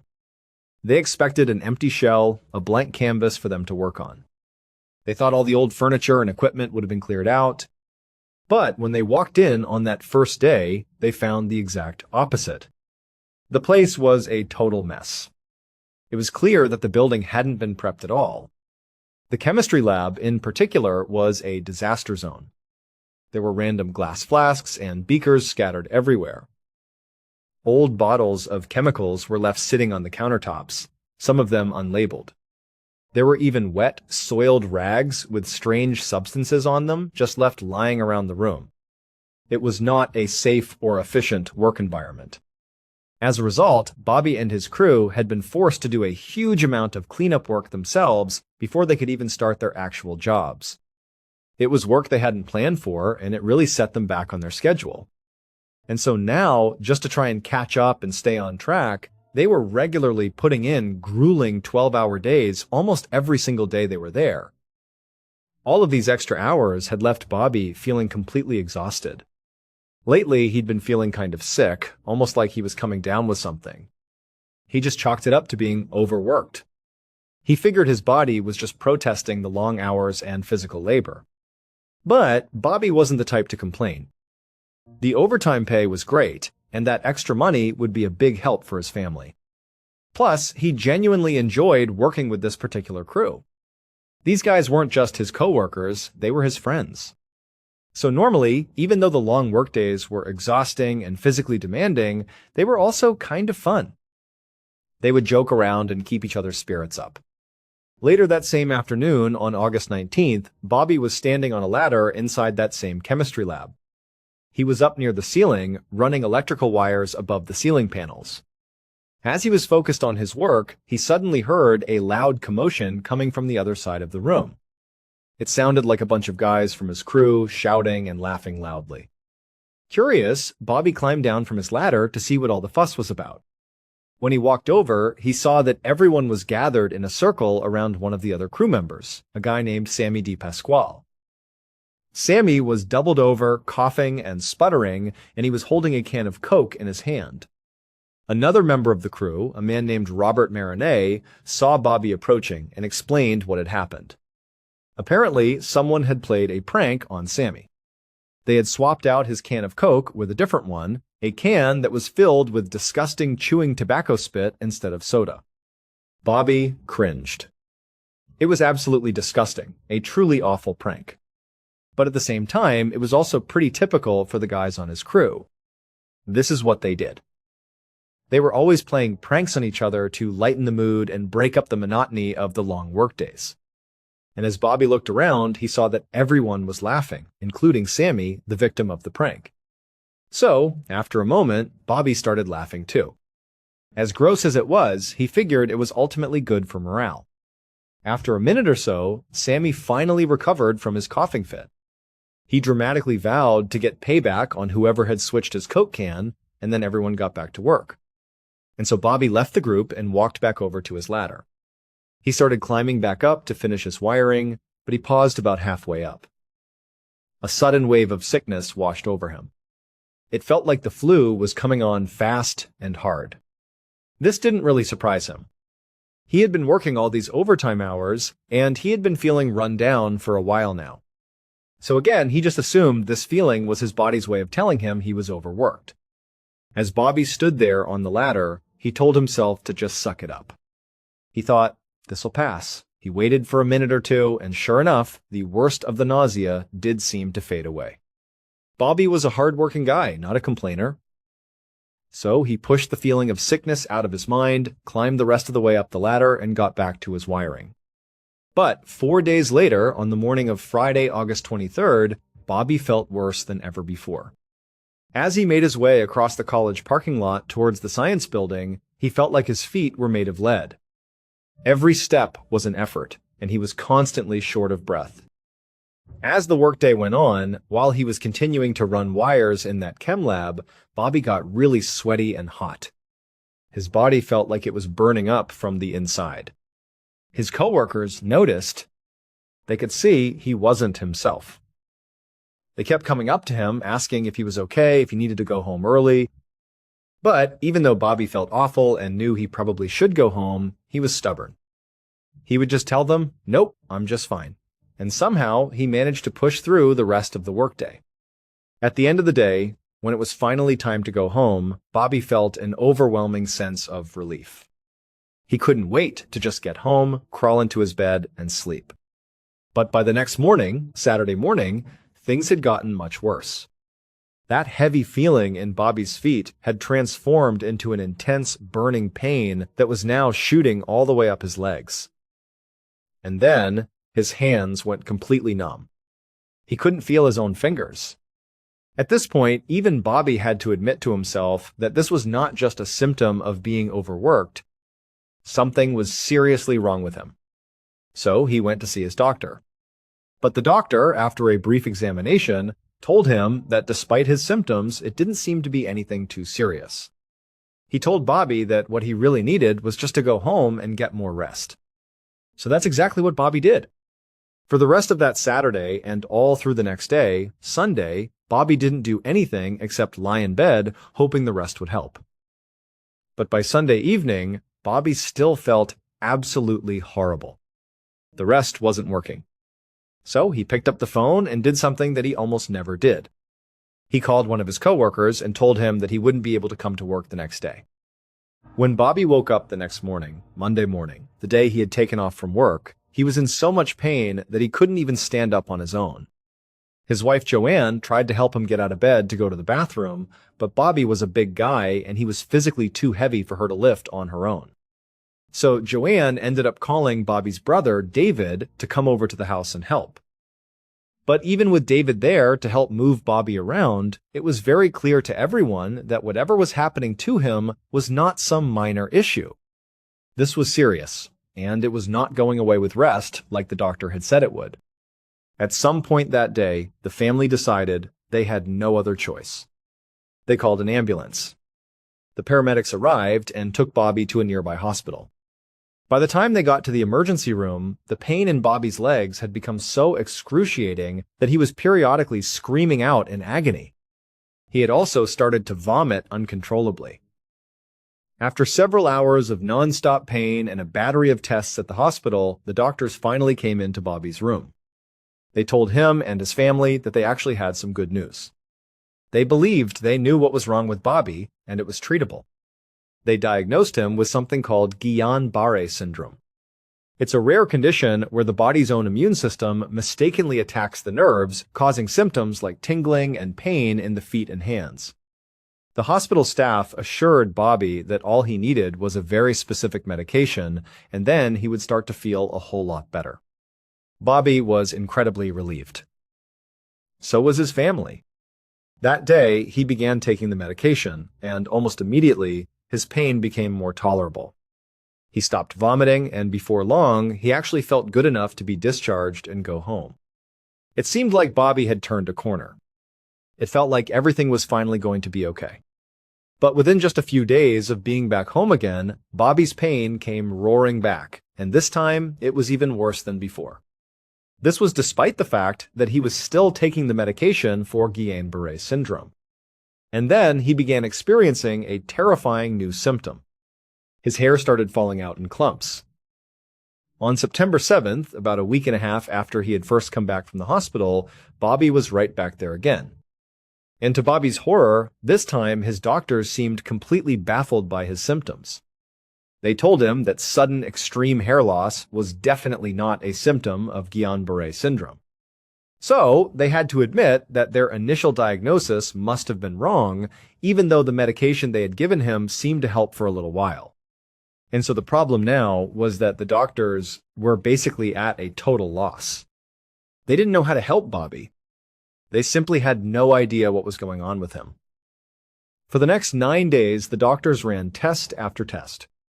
And all the while, Bobby's pain just intensified. It became so constant and so overwhelming that he fell into an almost delirious state. The pain was just completely too much for him to bear. And then, after all those days and all those tests, the doctors came back to Bobby and his family. They just told them that they didn't know what was wrong. All the tests had come back inconclusive, and they couldn't provide any clarity. And so, basically, they couldn't help him.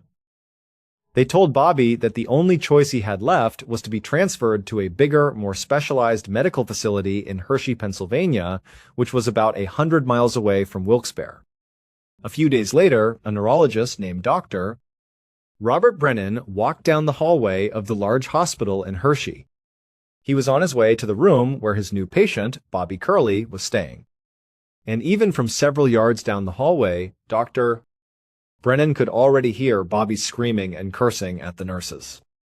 Ever since Bobby had arrived at this new hospital, his behavior had gotten more and more unhinged. The pain was driving him out of his mind. At one point, Bobby had even started throwing medical equipment across the room in a fit of agony and rage. And so now, for his own safety and the safety of the staff, Dr.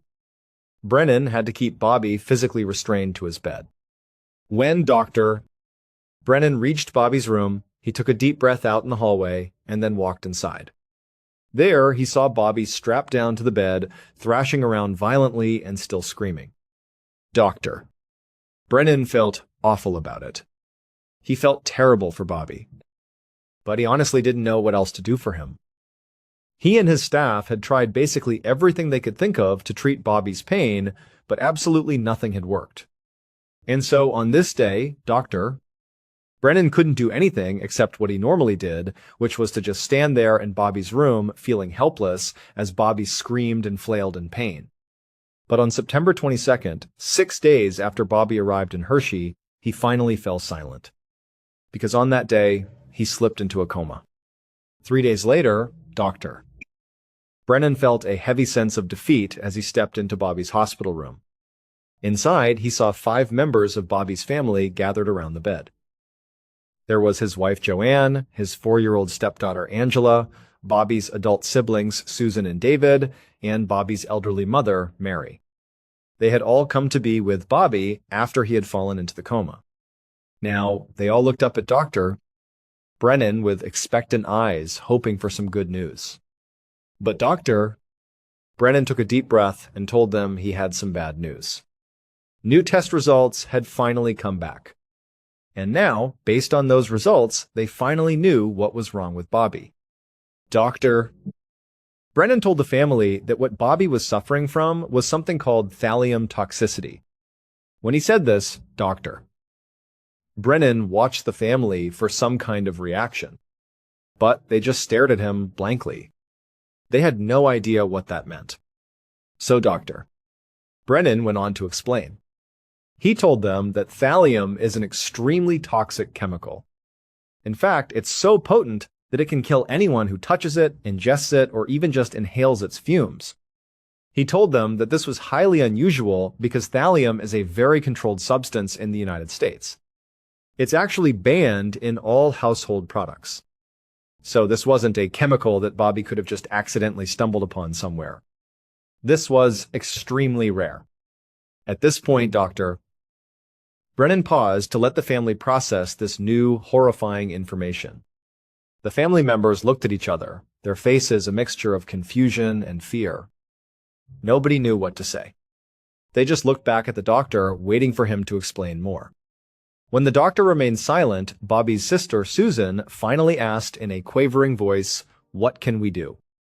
At that point, Dr. Brennan just slowly shook his head. He told them, "Unfortunately, there's no cure for thallium poisoning." 2 days later, on September 27th, Joanne stood next to her unconscious husband in the hospital room. She looked at the medical staff who were gathered all around him, and she nodded. It was ultimately Joanne's decision whether or not to keep Bobby on life support. But, with no hope of a cure and seeing the state he was in, Joanne had made the incredibly difficult decision that the kindest thing to do was to take him off life support. And so, after she gave the signal to the medical staff, Joanne, her daughter, and the rest of Bobby's family stepped back from the bed. They watched as the staff walked over and removed Bobby's ventilator. And then, Joanne had to watch as her husband of just over a year took his final, ragged breath. On the evening of the 21st of October 1991, about a month after Bobby had died from thallium poisoning, a police detective named Harold Colley sat at a large table with 7 other men inside a steakhouse in Wilkes-Barre, Pennsylvania. The other men were a mix of coroners and investigators from all across the state. Some were from the Hershey area where Bobby had passed away. The rest, like Detective Colley, worked for the police in Wilkes-Barre where Bobby had lived and gotten sick. The men were there to discuss the investigation into Bobby's death, and they had already been at it for the past 3 hours. There was just so much to talk about. They had already gone over Bobby's initial autopsy results, which were staggering. They showed that he had 900 times the lethal limit of thallium in his system when he died. Based on that number, they were working under the assumption that Bobby must have been poisoned by a single massive dose of thallium. Whether it was accidental or on purpose, they didn't know yet. And so they discussed theories for how this could have possibly happened to him. Remember, thallium isn't a chemical you can just buy at the store. It's highly regulated. So how did he come into contact with it? Their first thought was the most obvious one, the same thing everyone else suspected. Bobby must have been accidentally poisoned at the Wilkes University chemistry lab where he'd been working for so many months. They had records from a preliminary examination of that lab. According to these records, one of the first things investigators had found inside was 5 vials of thallium in one of the storerooms. They had also found a strange rag that was lying out on a countertop, a rag that was presumably there when Bobby and his crew first arrived and started cleaning everything up. And right next to this rag was a handwritten note with a chilling warning on it. It said, "Thallium wiping rag. Touch me and die." This rag had actually caused a huge amount of panic among the investigators when they had first gone in to sweep the lab. People were terrified that maybe they had brushed up against it, touched this rag, and were now at risk of thallium poisoning themselves. However, when they tested the rag, it came back negative for thallium. In fact, all the surfaces in the lab and even the air in the lab also tested negative. So the investigators had eventually decided that the note must have been some kind of a sick joke. On top of that, the university insisted that all of its thallium was accounted for. They were adamant that none of it could have been stolen or misused in some way to poison Bobby because they would know if any was missing. And so at this point, the university had been more or less ruled out as the place where Bobby was poisoned. This didn't really make sense to Detective Colley or the other investigators at the dinner. Thallium is just so hard to come by. The idea that Bobby was working in a lab that contained thallium, but that wasn't where he was poisoned, seemed almost impossible. It had to have happened there. But they had gone out and tested all of Bobby's coworkers, the guys who had worked in that same lab with him for so many days and hours. And every single one of them came back negative for thallium exposure. However, when they tested Bobby's own family, his wife Joanne and her 4-year-old daughter Angela, they had both tested positive for thallium exposure. Now, it was on a near microscopic level. Any significant amount of exposure would have been lethal, and they were both okay. So they clearly hadn't received a lethal dose, but there were very small traces of thallium in both of their systems, which was extremely odd. And so everyone at the table agreed that the next logical step was to speak to Joanne. Maybe she had some idea of how she and her daughter, and by extension Bobby, could have come into contact with this very rare and very lethal chemical. They also knew they needed to get a search warrant for the family's duplex and search it from top to bottom for any signs of thallium. But first, there was the problem of jurisdiction. Bobby had died in Hershey, but he'd gotten sick in Wilkes-Barre. After some discussion, the men decided that the Wilkes-Barre police should be the ones to head up the case, because that is where Bobby was actually poisoned. The very next day, Detective Colley invited Bobby's siblings, David and Susan, to the Wilkes-Barre police station. And right away, it was clear that both of them were extremely suspicious of Bobby's wife, Joanne. They told Colley that Joanne had been acting really strangely for months, both before and after Bobby's death. David said that when his brother had first gotten sick, Joanne had barely lifted a finger to help him. She had called David to come over and look after Bobby, saying she needed someone strong enough to move him around, which was true. But while David was upstairs, literally carrying his brother to and from the bathroom, Joanne had stayed downstairs with her daughter and completely ignored them. She didn't even pretend that she wanted to help. She just let David do all the difficult work. And Susan added that even though she couldn't know for sure, her impression of Joanne right after she had taken Bobby off life support was that she was hugely relieved. Collie listened and nodded, giving the impression that he understood and believed them. But on the inside, he wasn't really convinced that what they were describing was definite proof of suspicious behavior. When David came over to help Bobby, it was because Joanne had asked him to, after she had tried and failed to move her husband herself.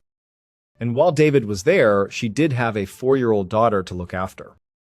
Maybe she couldn't just leave her unsupervised, or maybe she didn't want her young daughter to see her stepfather in such a terrible state. There were plausible explanations. And as for Joanne being relieved after her husband's death, well, everyone deals with grief differently. And Bobby's death had been a truly traumatic, drawn-out process for everyone involved. So maybe she was relieved, but not because she was happy he was gone. It could have just been relief that a nightmare chapter in all of their lives was finally over. And so after listening to their concerns, Collie began to redirect the conversation. He started asking David and Susan about their own relationship with Bobby. They both said they were very close with their brother, even as adults. They lived nearby and saw each other all the time. David, in particular, said he spent a lot of time with Bobby. They often went fishing together. And recently, they had worked together to completely renovate Bobby's kitchen. This detail caught Collie's attention. It sounded like David and Bobby had finished this renovation project right around the same time that Bobby first started getting sick. Collie didn't know if this was relevant or not, but it was interesting. So at the end of their discussion, he thanked David and Susan for the information and told them they were free to go. A few days later, on the morning of the 25th of October 1991, Detective Collie and 3 other investigators sat at an interrogation table in the Willsbury police station. Across from them sat Joanne Curley and a lawyer she had brought along with her. Collie didn't know what to make of Joanne yet. On the one hand, she and her daughter had also been exposed to thallium. So that could mean they were all accidental victims, exposed to the same chemical source as Bobby, just on a much smaller scale. Or it could mean they were all targets of a poisoner who only succeeded in killing Bobby. Or Joanne could be the poisoner herself. Maybe she had poisoned her own husband and in the process accidentally exposed herself and her daughter to small amounts of the chemical. Basically, Collie couldn't tell yet if Joanne was a victim or a perpetrator. So he made sure to watch her very carefully while another investigator began asking her to explain how and when her husband had first gotten sick. Joanne said that Bobby had been complaining about feeling run down for what felt like weeks, or maybe even months. But he hadn't had any major debilitating symptoms until that week before his first hospitalization in August. And she said that, much like Bobby himself, she had just chalked it all up to him being overworked. She thought maybe he had a standard illness that would just go away with rest, just like that first doctor had said. She said that she had never even heard of thallium before, and at no point did it ever cross her mind that maybe Bobby had been poisoned. As Collie listened to Joanne tell the story, he was struck by a couple of things.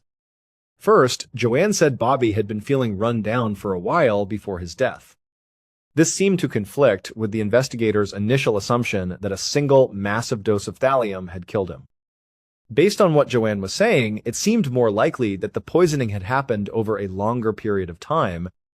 And the second thing that struck Collie was Joanne's general demeanor. She had just recounted in detail the story of her husband dying an awful, agonizing death. Thallium poisoning is a horrible way to die. And as she was describing it, she wasn't shedding a single tear. She wasn't acting at all like she was even upset about it. And so at this point, Collie was beginning to wonder if maybe Susan and David had been right about her. She really did not seem to care very much about her husband's death. So Collie stopped the other investigator.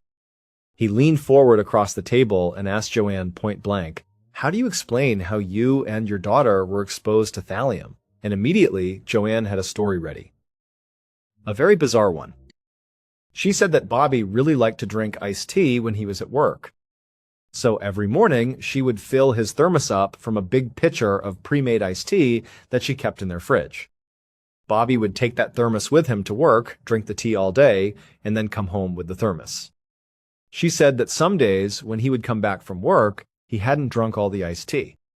There would still be some left inside the thermos. And so Joanne said that what she would do in that case was she would take the remaining iced tea from the thermos and pour it back into the main pitcher in the fridge, basically to salvage whatever was left. And she said that she and her daughter also drank from that same pitcher. So in essence, they were sometimes drinking the very same tea that Bobby had been drinking from all day. She suggested that perhaps if he was being exposed to thallium at work, maybe some of it was getting into the tea in his thermos. And then when she poured it back into the pitcher, she believed that was how she and her daughter were being exposed to small amounts of it. Colley glanced over at the other investigators in the room. They all looked as baffled as he felt. This iced tea explanation was pretty far-fetched, but it was so weirdly specific that they couldn't just write it off completely. And Colley knew that if the iced tea theory was legitimate, it might actually explain why the three people in the family had such drastically different levels of exposure. Basically, Bobby could be getting a huge exposure to thallium outside the house, and then just remnants of it were finding their way back into the leftover tea. So a very small amount of thallium was coming back home and getting mixed into the larger pitcher. When Joanne and her daughter drank from that pitcher, they would only be getting a very tiny dose. So again, it was an out-there theory, but it could explain the facts. So Colley asked Joanne if he had her permission to not only search her whole duplex for thallium, but to specifically check her fridge, her iced tea pitcher, and all the thermoses that Bobby used to see if there were any trace levels of thallium inside them. He was worried that she might refuse or make an excuse. But Joanne immediately agreed, without any hesitation at all. That same afternoon, Colley, his investigators, and a crime scene unit arrived at the Curleys' duplex to begin their search. Colley watched as the crime scene unit, dressed in protective gear, entered the home and immediately began scouring every single surface. They tested everything, and they found absolutely no trace of thallium anywhere in the house, except for in one very specific location: the thermos. The one Joanne had already told them about, the one that Bobby would take to work and bring back every day. Traces of thallium were found on the little screw-top ridges at the top of the thermos, right where the lid would screw on. This was a huge break in the case. Not only because they now had the first clear sign of exactly where the thallium was entering Bobby's life, but more specifically because it was found at the top of the thermos, the part that his mouth would touch. This showed that the thallium wound up in Bobby's system because he ingested it, he drank it. That was something they hadn't known for sure up to this point. Now, it seemed very clear that's how it had happened. But despite this revelation, it didn't explain how Joanne and Angela were also exposed, because when they tested the big pitcher of iced tea in the fridge, it didn't contain any thallium at all. And also, just finding the thallium at the top of the thermos didn't explain how it actually got there in the first place. But for Colley, what really stood out about finding thallium on this thermos was that this item was something Bobby took to work and home every single day. So it seemed like maybe he and his team had been too quick to rule out Bobby's workplace. He was working in a chemical lab that contained thallium, and they had dismissed it as the place where he was poisoned. Now, it seemed like they needed to take another much closer look. 7 months later, in late May of 1992, Detective Colley sat at his desk, thumbing through a thick stack of notes from all the interviews and polygraph tests that he and his team had carried out since the previous October. One by one, they had brought in all of Bobby's coworkers and grilled them about Bobby's death.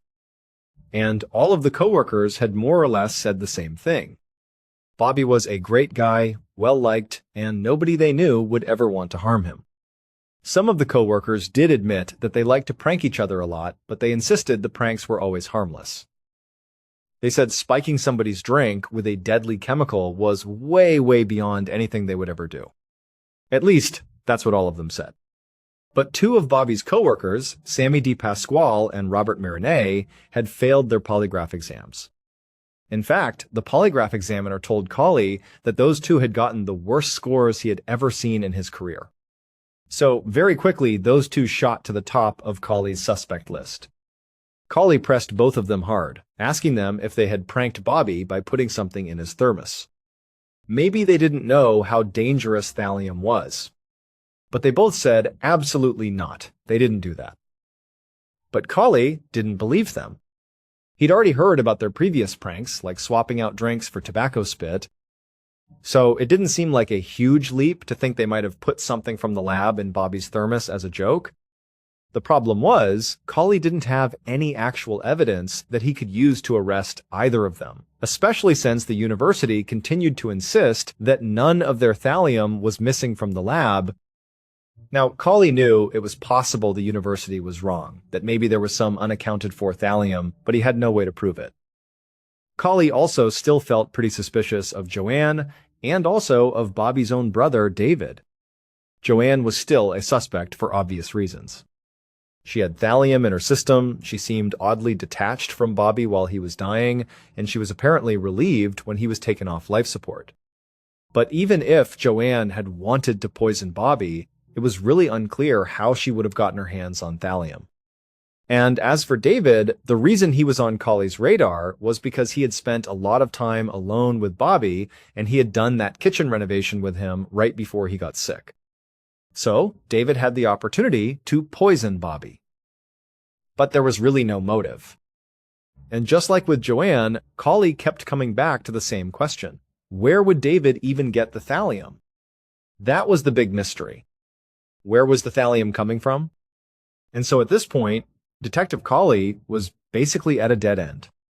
He had a list of suspects, but no hard evidence against any of them.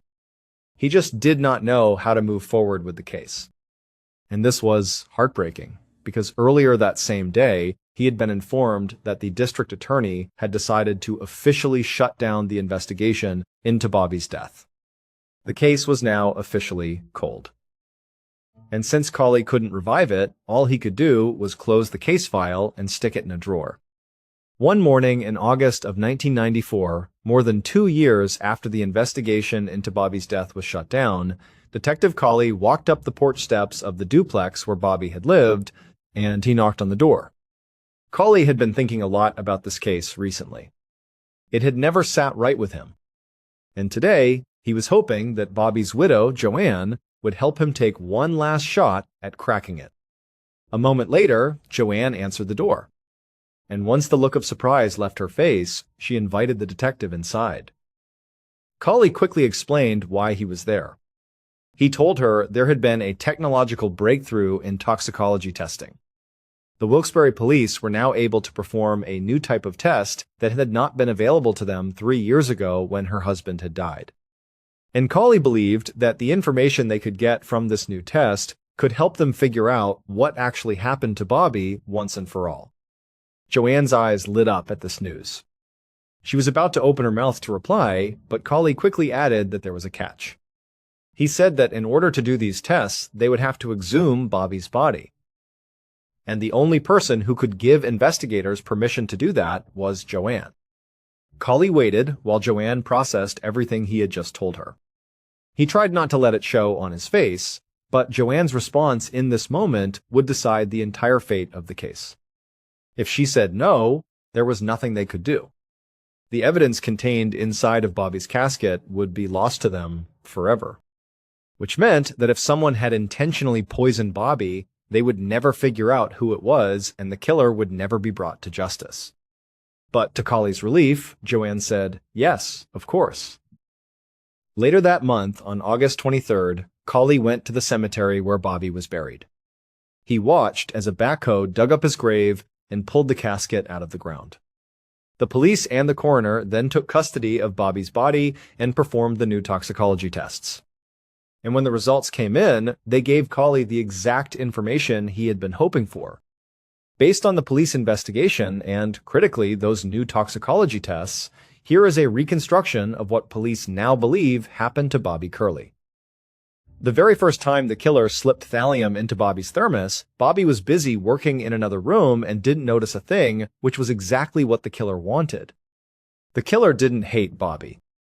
In fact, they really hadn't wanted to kill him until he had started talking about opening up his own business with that settlement money his family was going to get. And the killer just could not let that happen. Because if Bobby went into business for himself, he would ruin everything. The killer believed that by poisoning Bobby one time, it would be enough to kill him, and then all their problems would be solved. But the next day, Bobby seemed fine, sort of unfazed by the poison. So the next time the killer got the chance, they added a little more poison to Bobby's thermos. And when Bobby again stayed healthy the next day, the killer just added a little bit more the next time. And they just kept on doing that over and over again. They were afraid that if they added too much at once, Bobby might notice the taste or get sick too quickly, and then they would get caught. So for months, Bobby was being slowly poisoned, but he didn't really show any significant symptoms, just that general feeling of being run down. But finally, in August of 1991, Bobby started showing those really severe symptoms. His legs were in extreme pain, his hands were going numb, and when he called in sick to work on that Monday, that was when the killer was certain they had finally finished him off. Except they hadn't. Because when he went to the hospital, Bobby just continued to cling to life. So, the killer actually went to visit Bobby in the hospital. And while Bobby was sleeping, the killer slipped a final, massive amount of the poison into a soda cup that Bobby kept by his bedside. And when Bobby woke up, the killer casually encouraged him to drink the soda. And Bobby did so without any hesitation, because Bobby had no reason not to trust the killer. Because the killer was his own wife, Joanne Curley. She had actually started poisoning him almost a year before she finally murdered him. But investigators didn't realize this until that new type of toxicology test allowed them to figure out exactly when Bobby was being poisoned. This test worked by analyzing some of the hairs that Bobby still had left on his body. Basically, every single time Bobby was poisoned, a chemical marker was left behind in his hair. So as his hair grew out, the strands became like timelines that showed exactly when he had been poisoned. And when Colley, through these tests, discovered that Bobby had been poisoned multiple times between October of 1990 and September of 1991, these dates ruled out all the other suspects. The poisoning had simply started too early for his brother David to be responsible, and it had gone on for far too long for his coworkers to be guilty. But the timeline pointed directly at Joanne. And when police began digging into why Joanne might have wanted to kill her husband, they discovered that she had convinced Bobby to make her the sole beneficiary of his life insurance policy just days before she poisoned him for the very first time. And so Joanne's motive was money. She did not want Bobby to have any of that financial windfall she was going to get from the wrongful death lawsuit of her first husband. Even though she acted like she was supportive of Bobby's dream to start his own business, she didn't want him to have any of that money. That was her money. And on top of that, by killing Bobby, she would also receive his life insurance payout.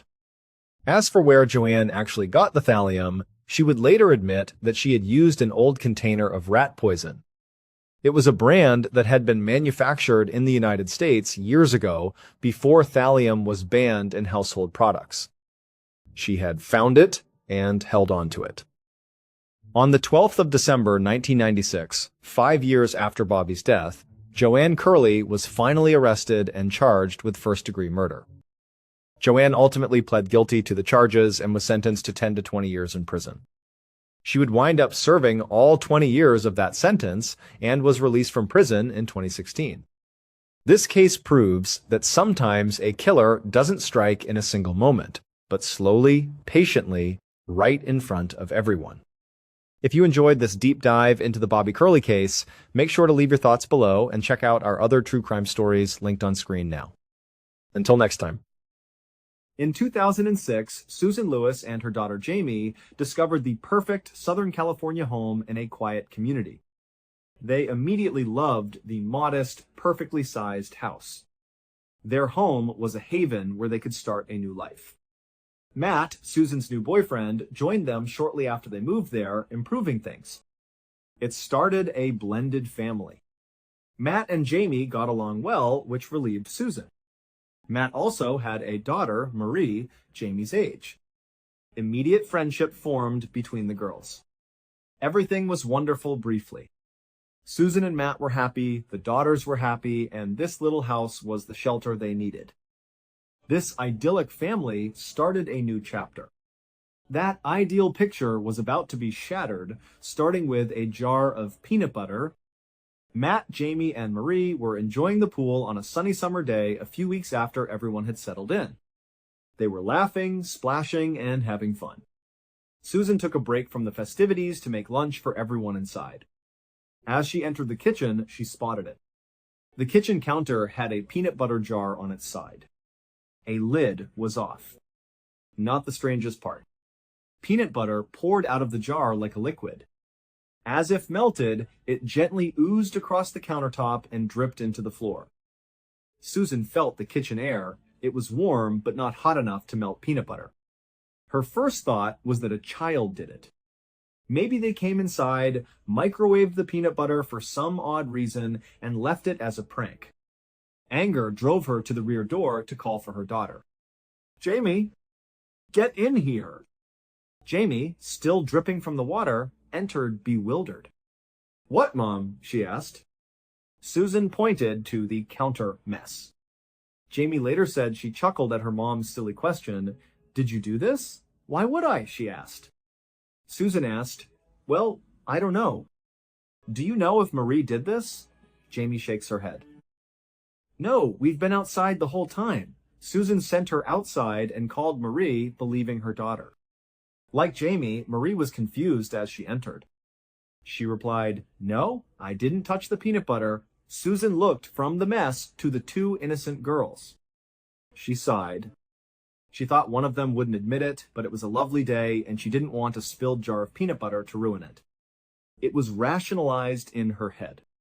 One of the youngsters may have knocked it over accidentally and been too scared to admit it.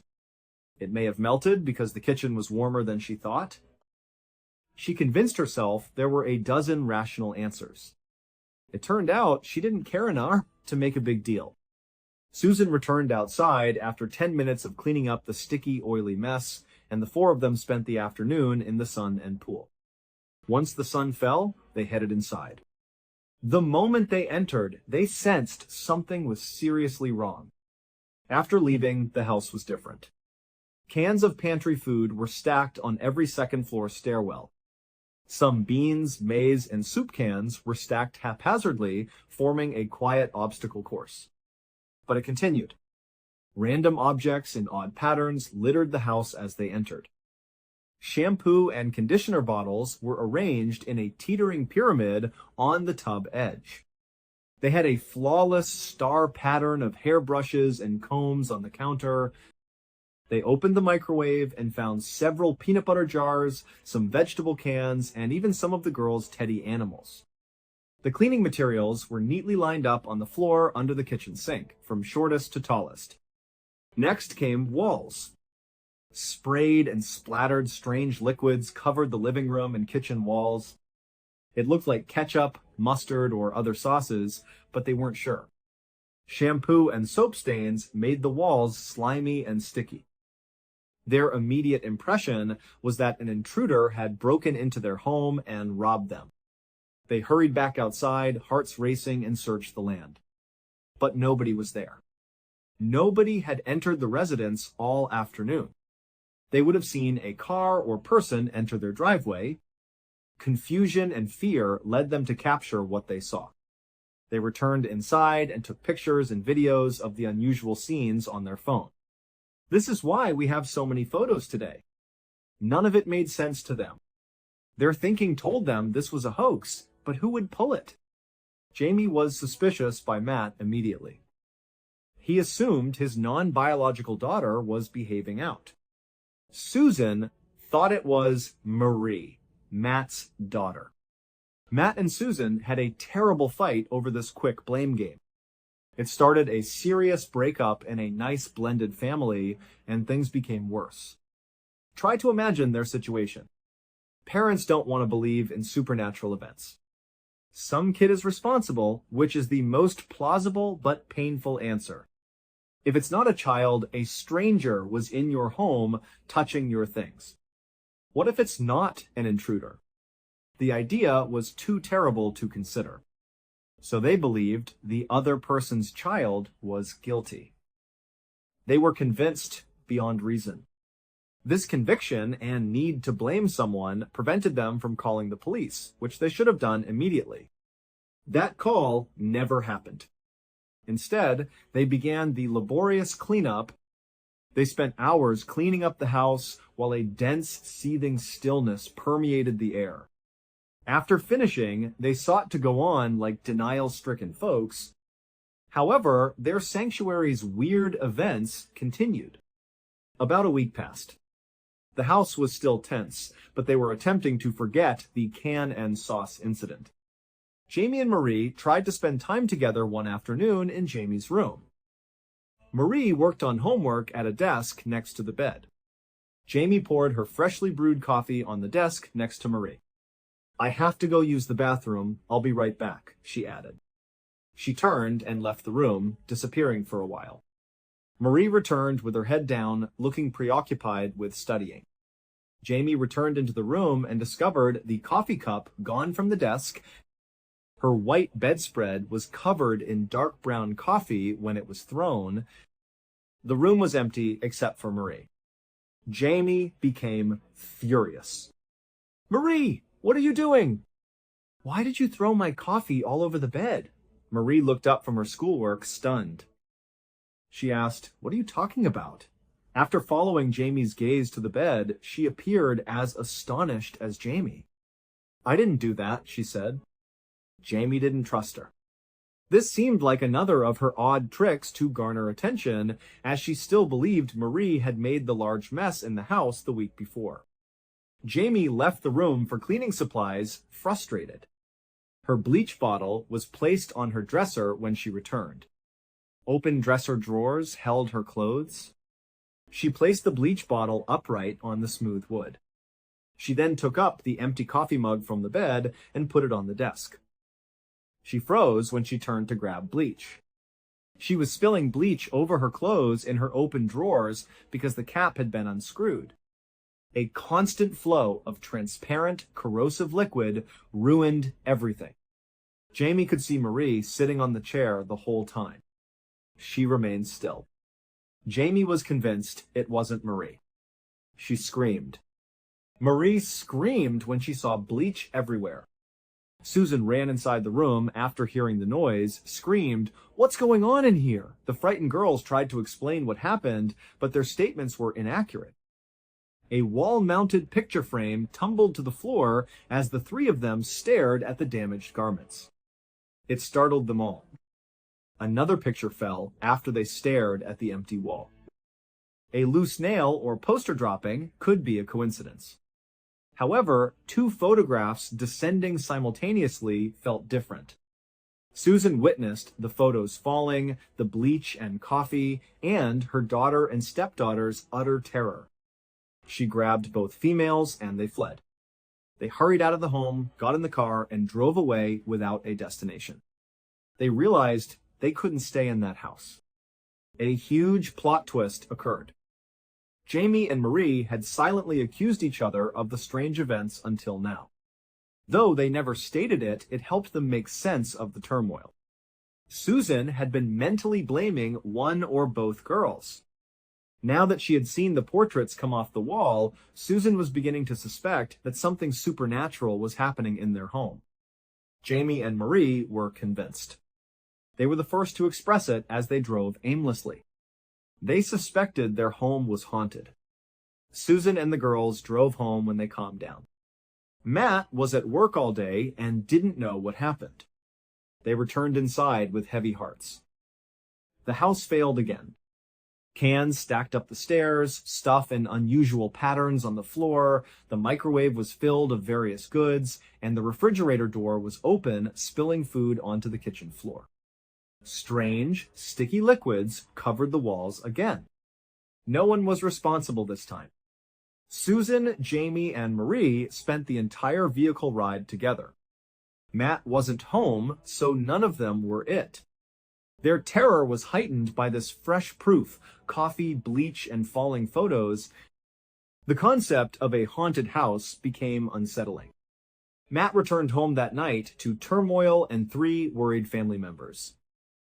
Instead of worrying, he got more persuaded that this was a prank.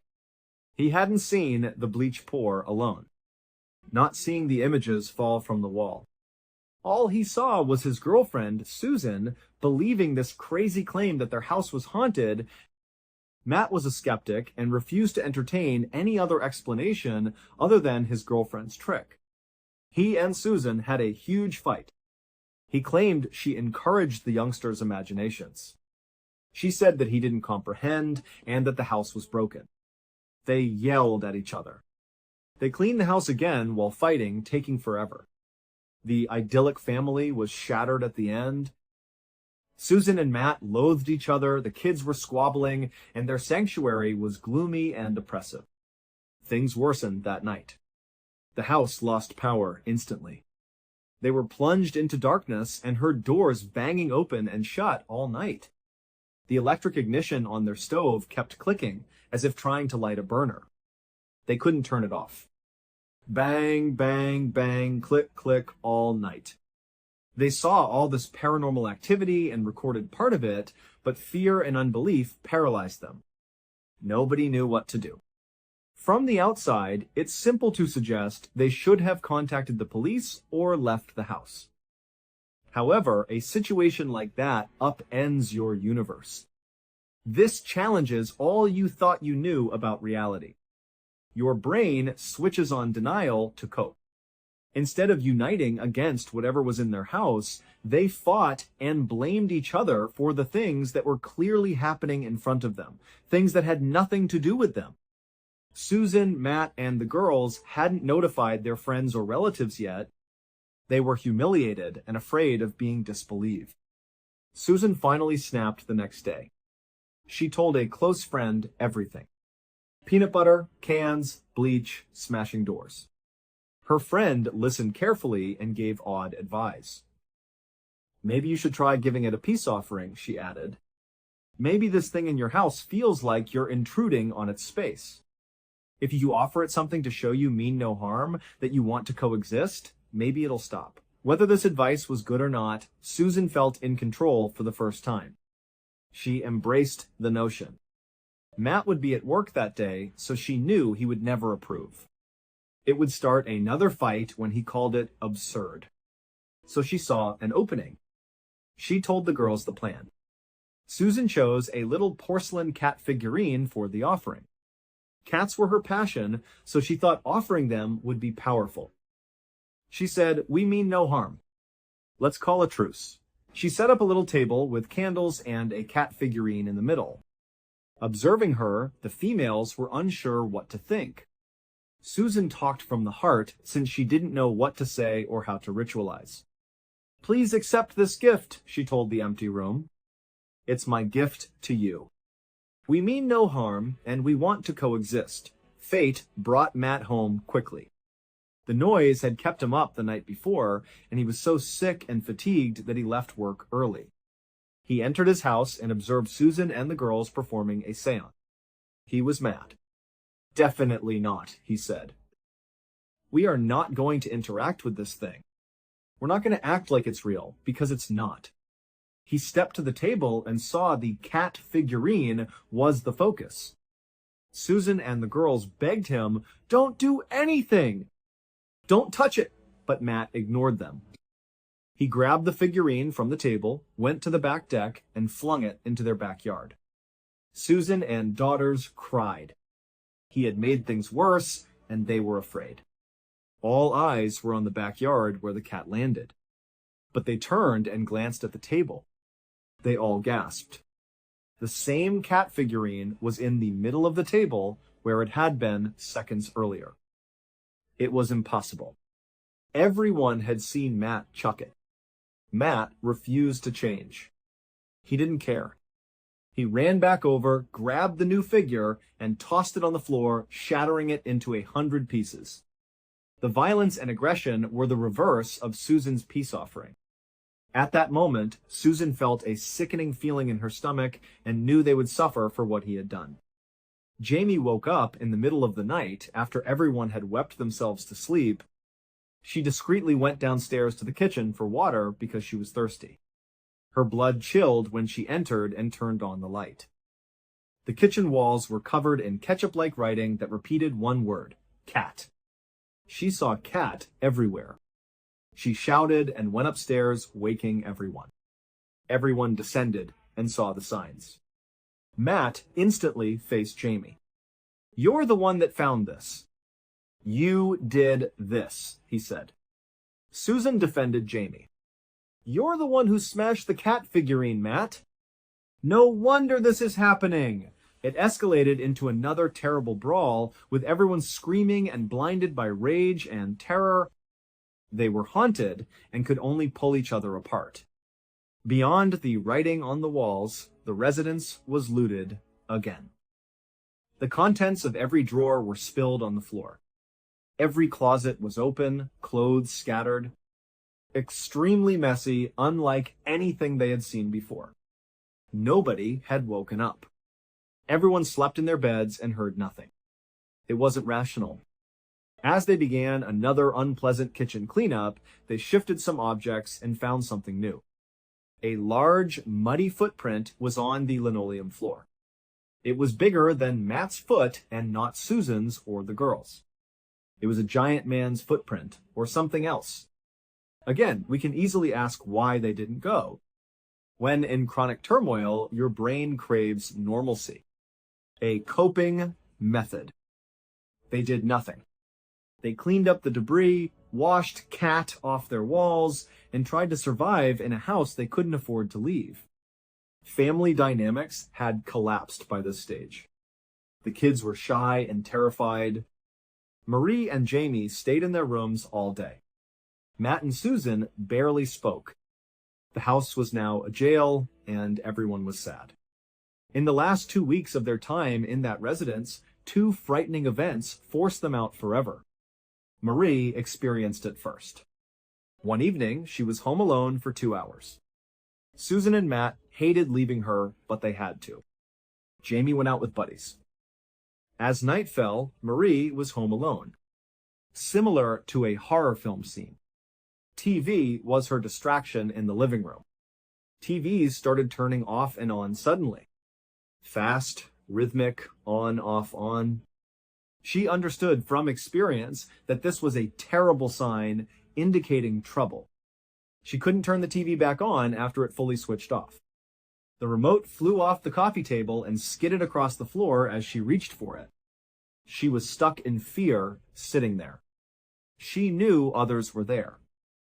She then watched in terror as the empty rocking chair in the corner of the room started rocking slowly, then more vigorously, as if an invisible person had just sat down and was watching her. Marie watched the rocking chair as the portraits on the walls fell to the floor one by one. Marie and Jamie started carrying a digital camera around to chronicle weird events. Marie grabbed her camera while scared on the couch. With shaking hands, she aimed it around the room and started taking shots, trying to capture something. She ran for her phone and called Susan, her dad, and anyone who answered. She said, "You have to get here now." "Something's happening!" Susan and Jamie ran home to find Marie huddled on the couch, scared but unharmed. The house was thrown again. After things calmed down, Marie remembered the camera. "I took pics," she stated. The small computer screen displayed her images, which they viewed together. She appeared in numerous photos with weird, dazzling orbs of light in the living area. Their movement around the room was obvious. It proved something was there. It was the last straw for Matt. He could no longer deny it. Pictures showed his daughter was terrorized. He eventually believed their home was haunted. The church was his first stop because he didn't know who to call. He contacted priests and pastors to invite guests to the house. He could only get one priest to pray with the family for a few minutes before declaring, "I can't help you," and leaving. They were alone in a house they couldn't afford to leave, with a growing threat. Jamie's second major event, which broke them, occurred at home alone. In her bedroom, she heard a loud door hammering. Thump, thump, thump. Nobody else was home, she knew. Fearful, she grabbed her camera and filmed the door, recording her frightened breaths. Someone was repeatedly knocking on her bedroom door. She knew she had to check the hall. She moved toward the door, her heart racing, gathering the confidence to turn the handle. The beating on the other side stopped when her hand approached the doorknob as if it knew what she was about to do. The beating resumed when she retracted her hand. She went back to her bed and curled up in the fetal position for 3 hours, listening to somebody bashing her door. The banging ceased abruptly. Jamie believed she could depart the house after a few minutes of silence. She crept back to the door, cautiously turning the knob and opening it. The hallway was vacant. No one was there. When she peered outside her door, she saw a huge dent in the wood where the pounding had occurred. It appeared that a huge force had bent the hallway doorknob downward. A filthy mound of pots, pans, silverware, and knives covered the hall floor. It appeared that something was trying to smash her door with tools. The doorknob to the restroom next to her room was gone, leaving a space where you could look through. They hadn't replaced it yet. The bathroom light flickered as Jamie stood in the corridor. It's in there, she thought. In an odd flash of boldness, she decided to trap it. She hurried back to her desk, grabbed thread, and returned to the restroom door. She threaded the string through the doorknob hole, closed the door, and leaned back, thinking she had trapped it. When the door closed, she sensed resistance. Something was retreating. An invisible pull tugged at her. She fell backwards into her room when the string snapped. Bathroom doors crashed open. She imagined she would meet whatever was frightening her family. She was trapped in her bedroom when her bedroom door banged before she could see anything from the bathroom. She heard pans rustling and metal clinking outside her door. It interacted with its hallway tool pile. She noticed smoke enter her room from under the door after a moment. She went to the door and threw it open. She observed a frying pan with a burned roll of toilet paper in the hallway. Like a fuse, toilet paper was scattered along the corridor. This creature tried to burn the hallway. She was now completely survival-oriented. It now wanted to kill her, not terrify her. She used a hoodie from her room to extinguish the pan fire. She carefully crossed the corridor, tearing away the toilet paper, preparing to face this dreadful thing at any moment. She entered the living room and spotted toilet paper, paper towels, and newspapers. Her house was prepared to burn down with her inside. She hurried out the front door after navigating the maze of flammable items, searching for other fires. She sobbed on the front steps and waited for her family to come home. Jamie was screaming violently on the steps when Susan, Matt, and Marie returned. They ran inside, saw the toilet paper and burn marks, and Jamie recounted what happened. The end. That ended it. They knew to leave. They couldn't afford to move and knew it would ruin them, but they had no alternative. They packed only what they needed and left the house and its contents. House never sold. Susan went bankrupt. Strange things happened after they went. Next-door neighbors moved. The neighboring household moved. 5 nearby households pack up and leave. Not one of their homes sold. They remain empty, and no one knows why. Even though they were broke, Susan, Matt, Jamie, and Marie were glad to leave. Since leaving that house, they never experienced any paranormal activity again and are happy they survived. 911 dispatchers are prepared to handle banal and alarming calls. But Reno, Nevada dispatchers may have received the creepiest 911 calls ever. An elderly couple resided in a modest house 20 miles east of Reno. In 2010, her spouse died, leaving her alone at home. She started calling 911 twice or three times a week following his death. She didn't call for emergencies. She asked for things like, "Can you please put some water on to boil for my tea?" and "Could you come over and change the thermostat? It's a bit chilly." The dispatchers knew she had dementia.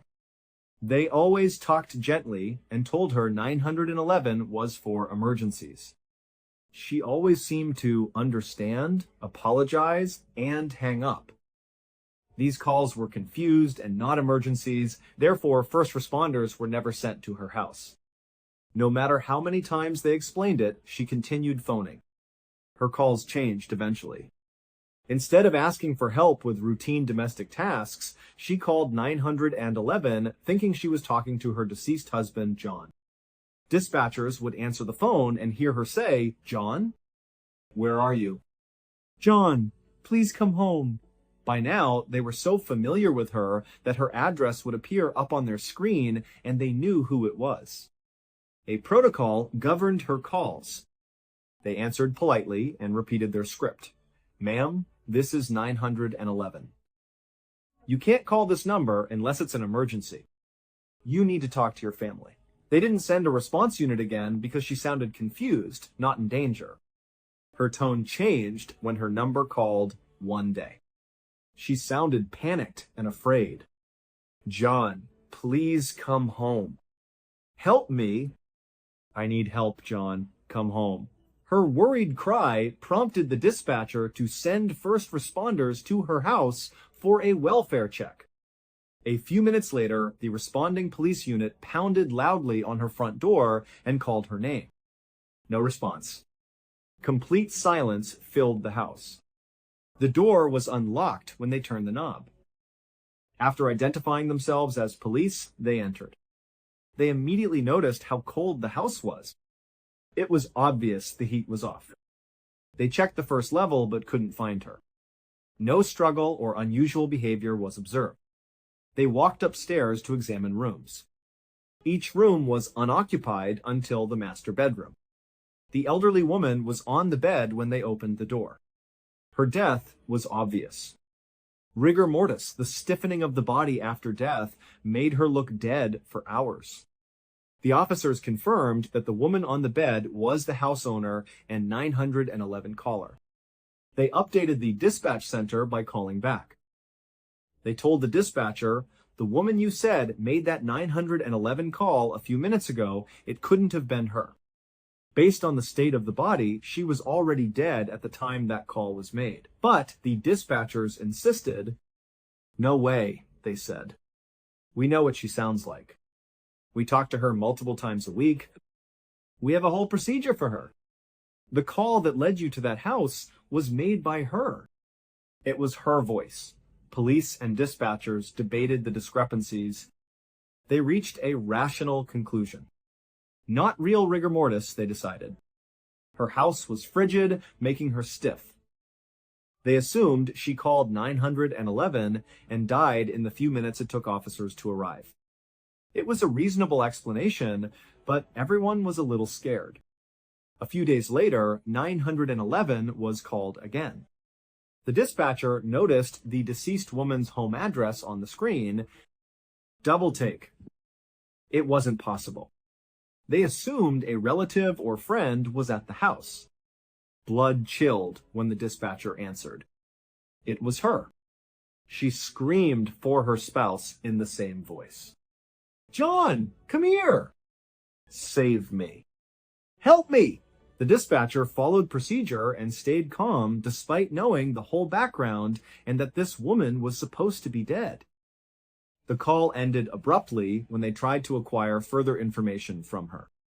They sent a crew to inspect the house since they had no other choice. Responding cops returned to the property. Knocked on the door. No reply. The door was unlocked from their last visit. The house was empty when they entered. Nobody there could have made that call. At this moment, the dispatch center suspected a terrible trick. The next day, it happened again.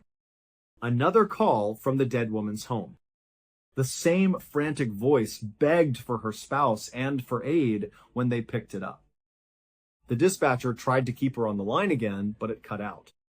They sent officers again after a 911 plea for help. Another unoccupied house greeted the cops. As before, she received calls many times a week. Vandals broke into and burnt her empty house, but they continued. It was a burnt-out lot with no house, but 911 calls came from that location. Finally, police told the phone company about the strange scenario. The phone company examined its records and found that the woman's line was cut nearly immediately after her death. However, they told the police that the number may have been functional because the line was possibly not severed correctly at the spot. So they sent a lineman to inspect the property. The lineman checked the connections at the burned-out lot and reported that everything was correctly removed. The phone company suggested another option. Maybe a digital recording of her voice got stuck in their system and was arbitrarily sent to 911. The dispatchers rejected this idea. They stated it didn't sound like a loop. She always yelled for her husband to save her, but her voice changed. Her voice, accent, and terror level were different every time she called. As there was no clear cause, the dispatch center had to treat every call as an emergency. They got ghost calls many times a week for a year. Every time, they had to send police to check on a vacant, burned-down lot, knowing no one was there. Finally, exactly 1 year after the woman died, the calls ceased. They never got another. The calls weren't a threat, therefore the cops didn't investigate. Very strange. The official explanation for a dead woman calling 911 from a non-existent phone line in a non-existent residence for a year is, we don't know. Dave Murphy was a young Salt Lake City police officer in 2006. His first job was providing physical security for government sites as a protective service officer. The Capital City Theater, a Salt Lake City institution since the early 1900s, was Dave's first assignment. Dave started working at the theater in early August. There, he met his partner, Morgan Matthews, an experienced officer. Dave later said Morgan was business from the start. Though cordial, he was frigid. Morgan escorted Dave first to the control room on the first floor of the 3-story theater. There was a vast basement below the structure. All the theater's security cameras were monitored in the control room. The cameras were ancient and low quality. At night, most lights were off, so you could only see the screen if a light was on. Morgan told Dave they had to conduct their rounds after the quick control room tour.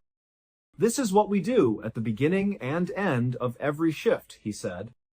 "We walk the entire building, make sure every door is locked and every light is off." Morgan took Dave to the basement. Dave was amazed by its size when he saw it for the first time.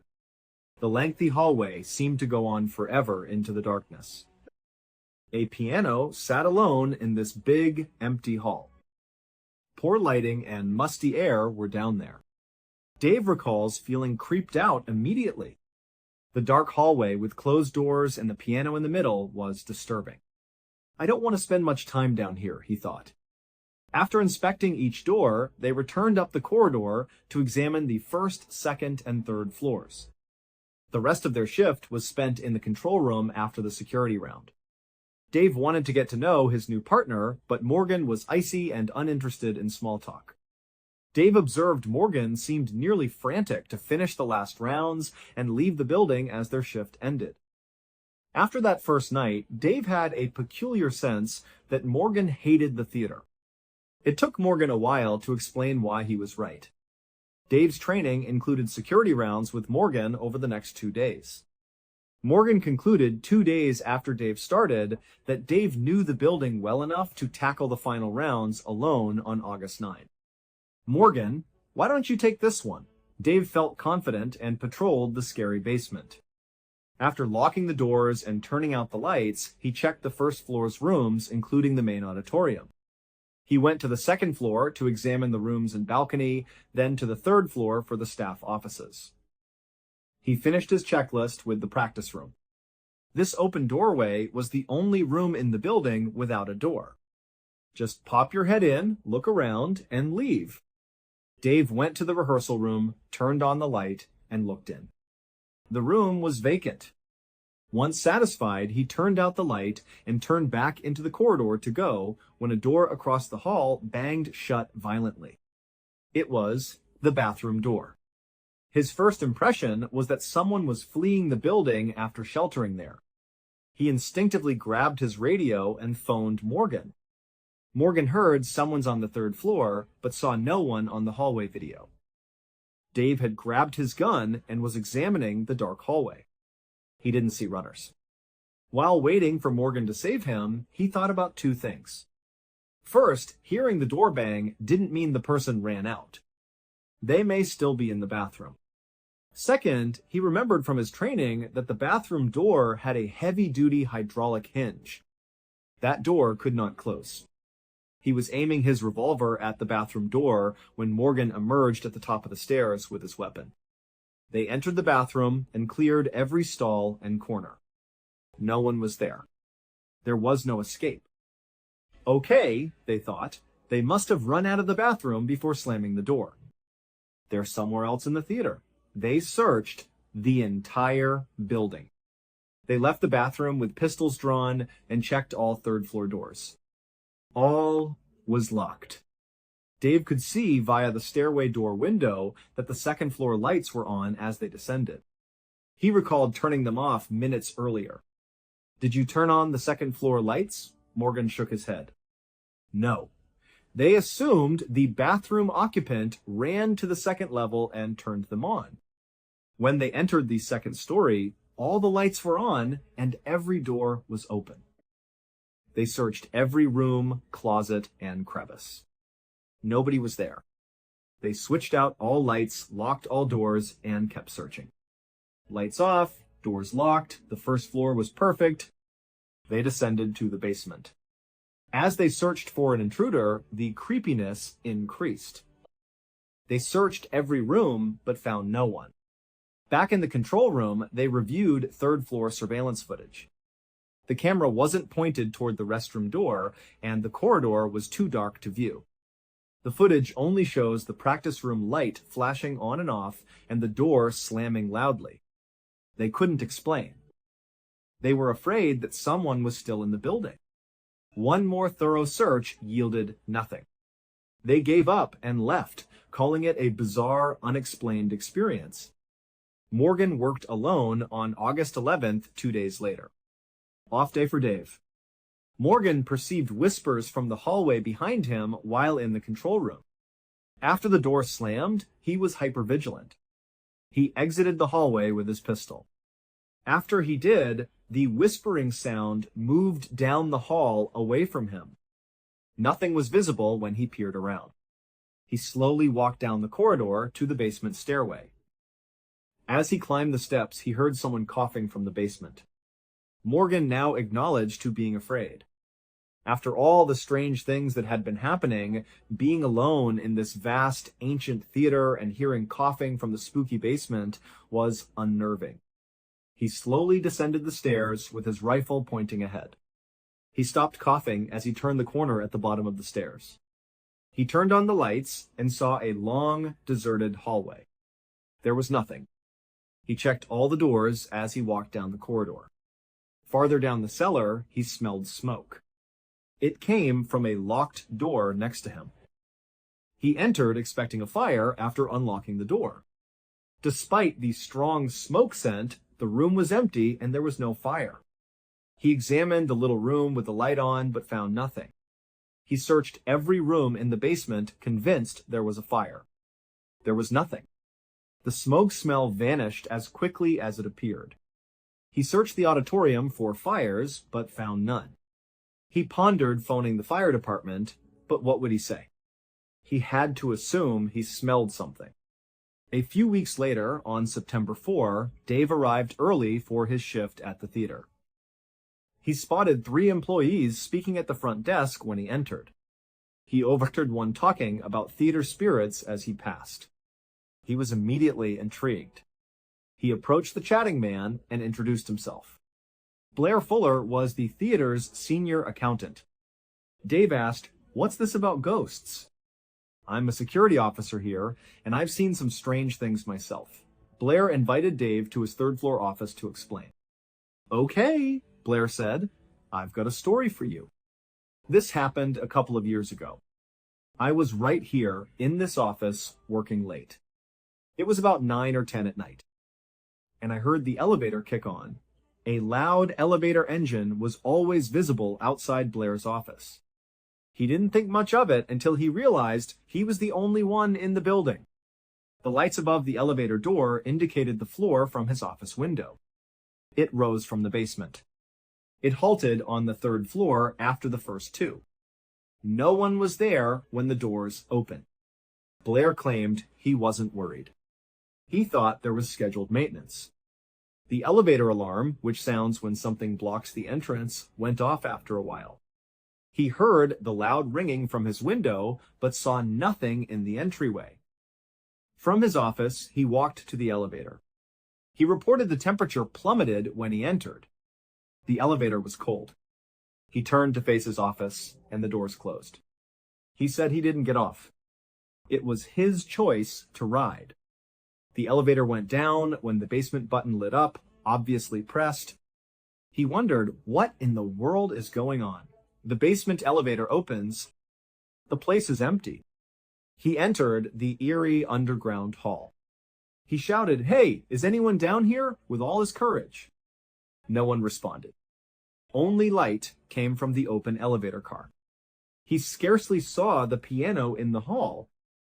He looked both ways. Nothing. He was so scared that he climbed back in the elevator and repeatedly punched the third floor and door close buttons. He ascended after the doors closed. He returned to his office, closed the door, and sat, heart thumping. While trying to understand what happened, he heard a tremendous banging sound outside his office. His door opened, and he peered out.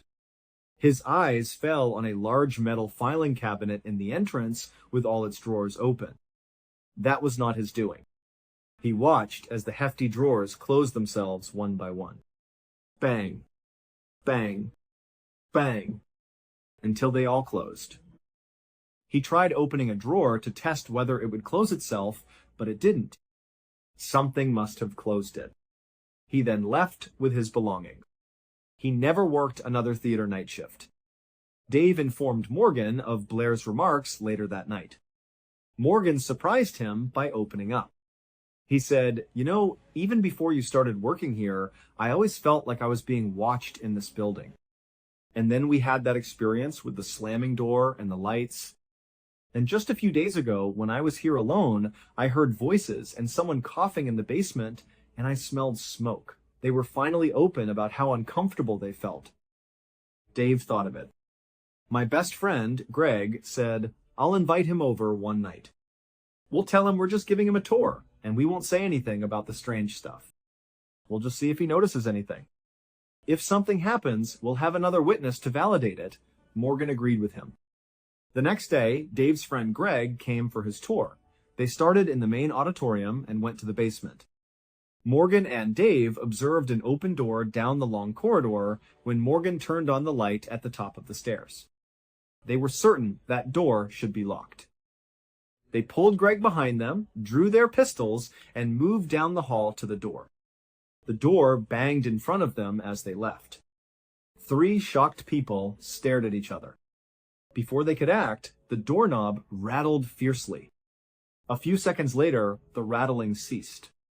Dave and Morgan understood they had to enter. Greg followed them since he was afraid in the hall alone. They entered the little room with pistols drawn, but found no one.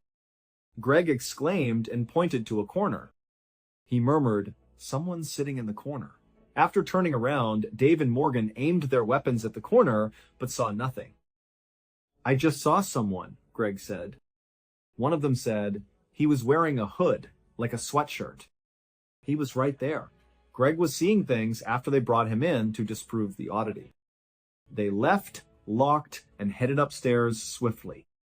"I'm out of here," Greg remarked, leaving. All the weird episodes were reported, but Dave and Morgan framed them as break-ins, not hauntings. The county installed a new theater security camera system with infrared night vision. Morgan worked alone on September 15th to install the new cameras. He was in the control room testing the new equipment and seeing camera feed. An image on a television drew his attention. Main auditorium camera. The zoomed-out camera made it hard to discern if someone was sitting in a seat. He zoomed in and saw a guy seated with a hood. Morgan saw bright eyes staring at the camera as the person slowly moved its head. The figure suddenly rose, drifting toward the ceiling, disappearing. Morgan finished. He didn't probe. He didn't request assistance. He packed up, left the theater, and quit his job that day. A few weeks later, Dave worked alone at the theater. He heard a piano playing suddenly in the control room. Basement piano was the sole piano in the building. He pulled his gun and exited the control room because he had to investigate. As he approached the basement stairs, the piano music increased. As he downed the stairs, he heard the piano key's wooden cover close and the music stop just before he turned the corner into the long hallway. He turned the corner, turned on the lights, and surveyed the hall. Nobody was there. He realized he would never find anyone. Whatever haunted the theater. That satisfied Dave. He returned upstairs, locked himself in the control room until his shift ended, and left. The next day, he told his sergeant, "You can never assign me to that theater again, or I will quit." He was reassigned immediately. No full-time security officer worked at the theater for 2 months. The role was finally filled by veteran police officer Josh Thomas on November 26th. Dave drove near the theater on his first night of duty. Josh's voice suddenly rang out over the radio. "I need backup right now. Someone has broken into the theater." Dave already suspected otherwise. He didn't want to return, but he had to warn the new guy. Josh was standing outside a rear door, terrified, when Dave came. Josh said he heard voices in the basement while making rounds. On the third story, he observed the elevator rise from the basement by itself. It was vacant when the doors opened. When the door alarm went off unexpectedly, he called for help. Dave said, "Look, let's just search the building together." They searched the theater, but discovered nothing. Before Dave left, they were conversing on the big auditorium stage. Josh faced Dave when his back was to the audience. Josh paused, mid-sentence, transfixed, and stared at something above Dave's shoulder. "What?" asked Dave. Josh murmured, "There's something behind you." Dave carefully turned. A man stood in the dark theater's rear. He was hooded and faced away. The figure turned rapidly and faced them. Deep, dark, sunken eyes and a black, scorched face suggested it had been terribly burned. The stranger glanced at them before turning and rushing out of the theater's rear. Josh thought it was an intruder, but Dave knew better. They checked the building again, but discovered no shrouded figure. Dave sat Josh down in the control room and told him everything, his, Morgan's, and Blair's. Dave later researched the theater's history. His research revealed a devastating 1940s fire in the structure. A man trapped in the basement died in the fire. Dave, Morgan, and Josh believed they were seeing the ghost of that man still haunting his grave. 6 DeFeo family members were asleep in their beds in calm suburban Amityville, New York on the 13th of November, 1974.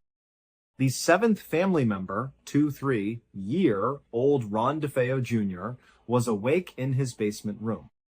He got out of bed at 1 a.m., grabbed a powerful gun, and climbed the stairs. He reached the second-floor landing after climbing the second flight of steps.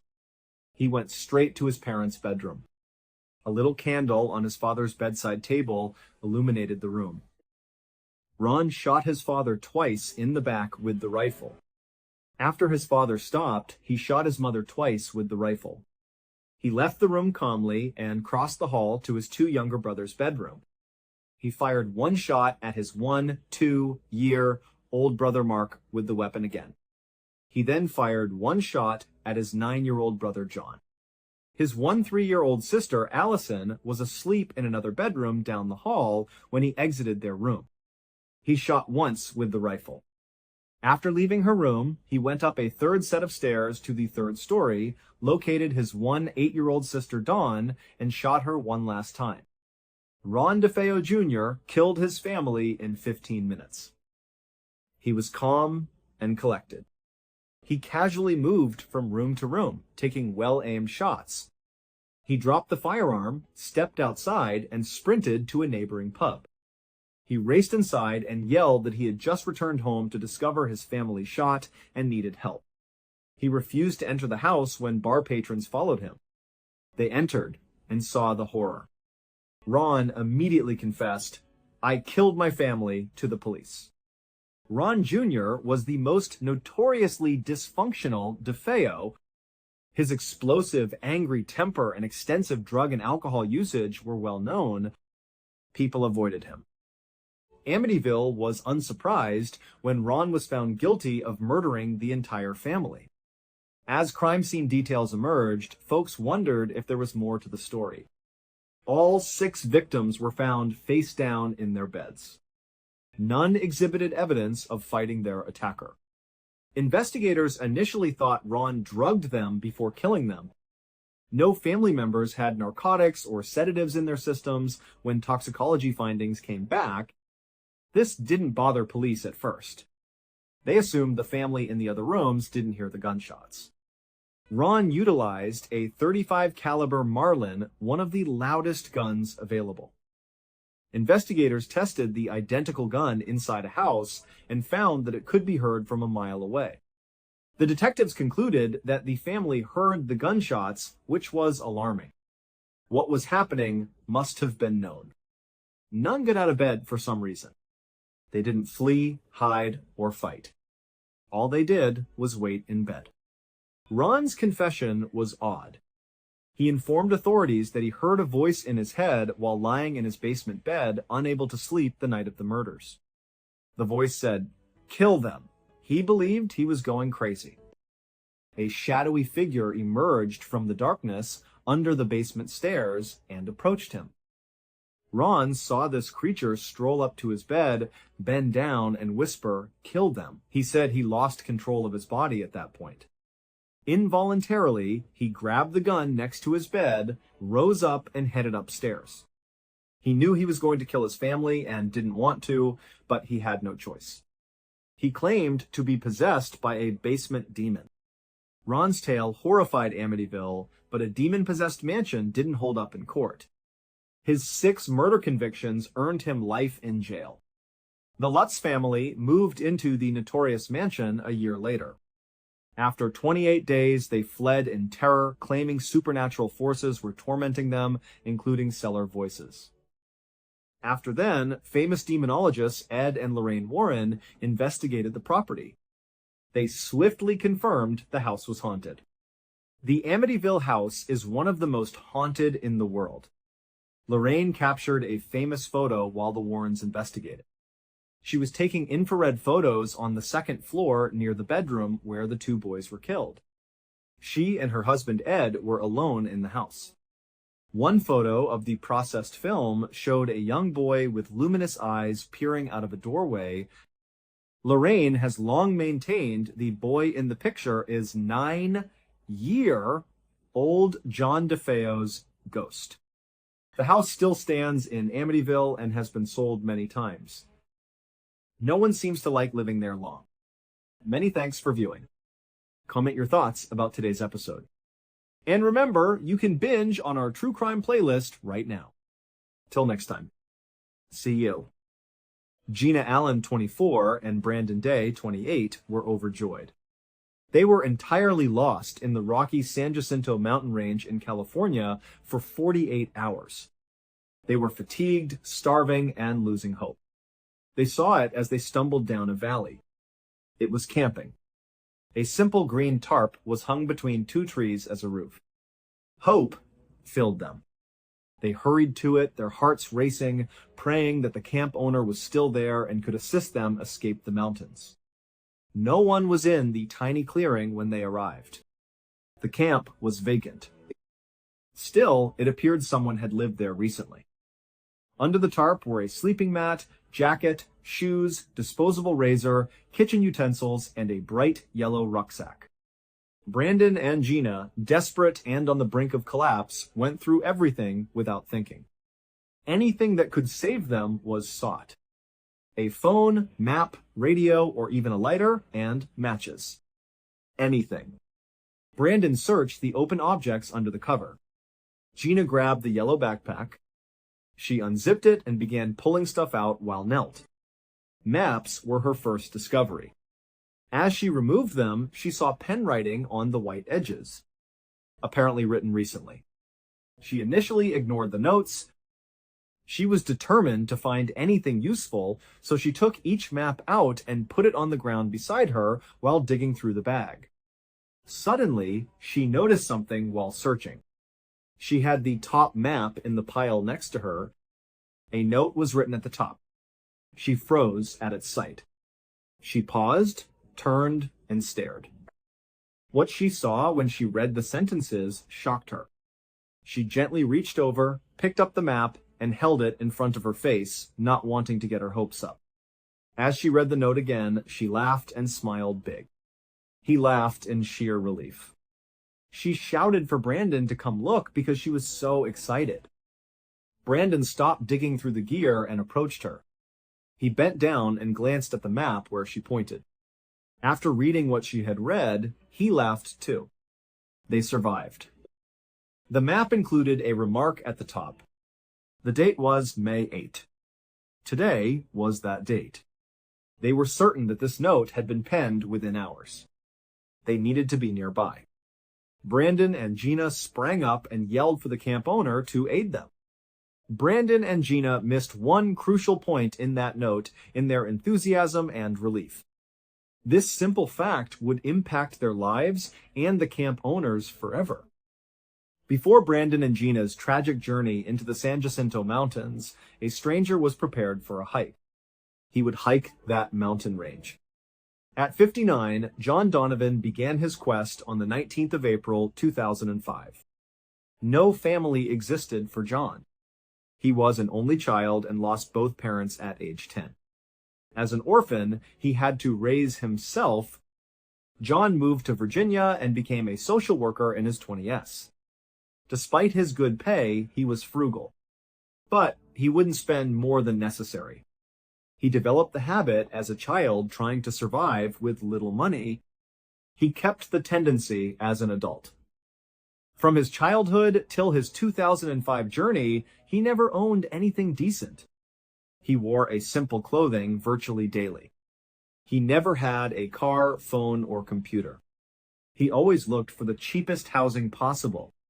Once, he resided in a half-burned-down, abandoned savings bank without heat. Irish Catholic John was proud. He liked alcohol, cursed like a sailor, and spoke his thoughts to everyone.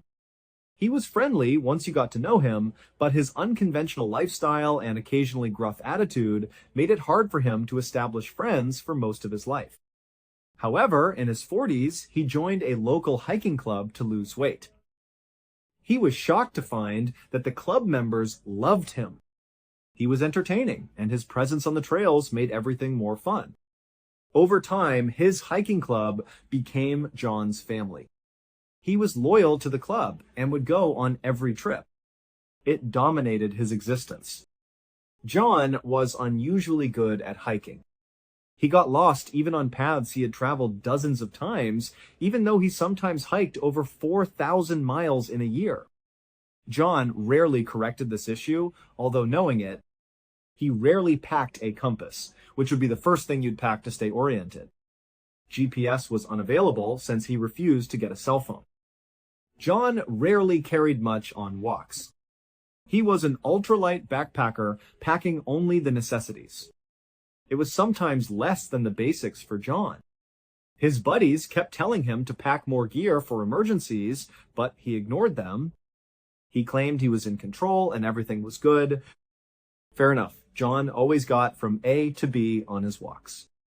Some of such hikes were arduous, like the 500-mile Colorado Trail or the 2,107-mile Appalachian Trail. John says he succeeded because of skill. However, his pals feel John was really lucky. He got lost and then stumbled back on the trail at the last minute. He might lose a vital piece of gear and then pass by a hiker with a spare. John stumbled on an ice embankment in Poland while hiking. 2 additional hikers died that day after slipping on that place. John was also tumbling, careening down the mountainside, waving his arms helplessly. However, his pants' drawstring hooked on a tree branch, stopping his fall. His life was saved. After that, John exclusively hiked in those pants. He named them Lucky Trousers. John and his good hiking companion Ken Baker, who was approximately the same age, agreed to trek the Pacific Crest Trail in spring 2005. This enormous trail is 2,650 miles long. It runs along the west coast of the U.S., from Southern California on the Mexican border to the northern tip of Washington state on the Canadian border. Assuming no severe weather, the average hiker takes 5 months to complete it in one go. John had planned this hike for a year with enthusiasm. He even prepared a 6-page schedule on his typewriter, considering every detail, including how many ounces of coffee he would need at each stop. John was pleased about this hike because it was his first after retiring as a social worker. John's retirement plans were reportedly grand. He wanted to cross America. He wanted to see Australia, China, Russia. He planned to hike at least 6 months a year until he was too elderly or weak. Ken called John with concerns 2 days before they were set to fly to California to begin their vacation. He advised John to delay their trip by 3 weeks. He stated that Southern California had just had its snowiest winter in decades, and that they should wait a little longer to make sure all the snow had melted and avoid a late-season snowstorm. But John refused. He couldn't wait to take this trip after spending so much time arranging it and being so thrilled. John informed Ken, "I'm sorry, but I'm going on the current timeline whether I go alone or not." On the 19th of April, 2005, his coworkers had a little retirement celebration for him at work. He left the office, went to the airport, and traveled to Southern California alone. When he arrived, he risked contacting Lynn Paget, a 48-year-old tool salesman and hiking pal. He asked Lynn if he wanted to hike part of the Pacific Crest Trail with him, as he lived nearby. John was overjoyed when Lynn agreed. They started hiking at Campo, California, on the Mexican border. After roughly 100 miles, Lynn's feet swelled so much that he couldn't continue. From then on, John was alone. San Jacinto is the first significant mountain range northbound Pacific Crest Trail hikers meet. Statistics show it's the trail's most deadly part. About 15% of the deaths on this enormous trail occur in the San Jacinto Mountains. It's a steep peak that rises from the desert bottom to over 10,000 feet. This implies that even in summer, when the base is very hot, the summit may be windy and snowy. John reached the San Jacinto mountain range base on May 2. All the other hikers were chatting about the same thing as he slowly climbed up. A major snowstorm was expected in the next days. Because of this, most trekkers evacuated the peak. They were going to a nearby little town to wait out the storm. No one wanted to be caught on Fuller Ridge during a storm. Fuller Ridge on the mountain's peak is likely the range's most perilous. It's a steep, exposed portion where you can fall to your death if you lose your balance. When John heard this, he wasn't surprised. He wouldn't turn back for a storm. He would just climb the mountain, cross Fuller Ridge, and continue. Throughout the day, he climbed. Eventually, he camped halfway up the mountain. He stopped alongside 2 other hikers, planning to continue despite the storm. It was Canadian nurse Connie Davis, 46, and her son, Alex, 20. They were skilled, high-altitude climbers with the correct gear. Their preparation was excellent. After setting up campers, they chatted that night. Despite without realizing it, John's disparaging comments regarding Connie's parenting approach seemed to annoy her during the talk. The next morning, Connie and her kid had packed everything and left before John woke up. John got up and looked at the sky. It was still clear, but he could see gray clouds drifting in. He sensed a storm coming. He chose to keep walking toward Fuller Ridge. He donned his bag and climbed the trail. When he was near Fuller Ridge, but still many miles away, 3 well-equipped hikers he hadn't seen before charged down the path at him. John paused and inquired, "Hey, how is it up there?" "What's the weather like?" "What's Fuller Ridge like?" The hikers judged him. They checked him and discovered that he was wearing sneakers, light clothes, and no hiking poles. He looked completely unprepared for what he was entering. They told him, "I don't think it's a good idea for you to continue on. This storm is going to hit any time now. We're not going to Fuller Ridge. We're actually turning around and leaving because of the storm, and we have all the right gear. You should really consider turning around and leaving too." But these 3 hikers later said they couldn't change John's mind. He absolutely insisted on reaching Fuller Ridge. After saying, "Okay, good luck," the 3 men went down the trail while John continued up. After the snow started falling in the mid-afternoon, John began to doubt himself. He was having trouble seeing the trail because there was a lot of old snow from prior storms. With all this new snow falling, he worried it might bury the trail and he would lose it. This worried him because he was prone to getting lost. He remained stubborn. He kept going despite these doubts. He saw 2 more hikers ahead of him heading in the same way about 1 or 2 miles from Fuller Ridge. He raced to them and shouted, "Stop." This was when the snow started falling fiercely. He could scarcely see because the trail had wiped out. 2 hikers stopped, and he ran to them. He recognized Connie Davis and her son Alex from the night before as he drew close. Connie wasn't excited to see John again, but when he said he was having trouble remaining on the trail and asked if he might tag along, she agreed. She said that was okay, and they were glad to have him. But she told him she wasn't going to Fuller Ridge. She was bypassing the ridge by taking a longer, more roundabout route. It would take longer, but the weather would make it safer. John told her that was great, that he would trail along with them for a time and then head up to Fuller Ridge and split away. Connie, her kid, and John started walking. Connie and Alex wore crampons, metal cleats that grip snow and ice. Trekking poles and warm gear were available. They navigated the tough conditions effortlessly. John didn't have trekking poles or special gear. His sneakers didn't fit his crampons because they're not suited for them. He frequently tripped and fell. It went like that until Connie and Alex reached a crucial trail junction. They had to descend and turn around at a creek to leave Fuller Ridge. John would have to leave them now to reach the ridge as promised. So Connie and Alex waited near the creek. John had fallen far behind, so they turned around and peered down the route at him. They recognized it would take a long time for him to catch up as they watched him struggle. Connie, who didn't want to be around John anymore, assumed John had made his intentions clear. "Going to Fuller Ridge," he said. Adult and healthy, he could do whatever he chose. She shouted and waved to John, telling him she and her son were going down this creek and up to Fuller Ridge. She wished him well, and Connie and Alex disappeared around the corner. After his trekking partners left, John reached the creek. He wanted to climb Fuller Ridge, but the snow was blinding. John suddenly realized he needed to turn around, descend the mountain, and escape to the town where everyone else had gone. Thus, John turned around and attempted to descend the mountain along the trail. But the path was gone. It was totally white with snow.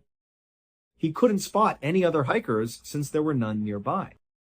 John attempted to descend the mountain for several hours in the light. After sunset, he had no idea where he was.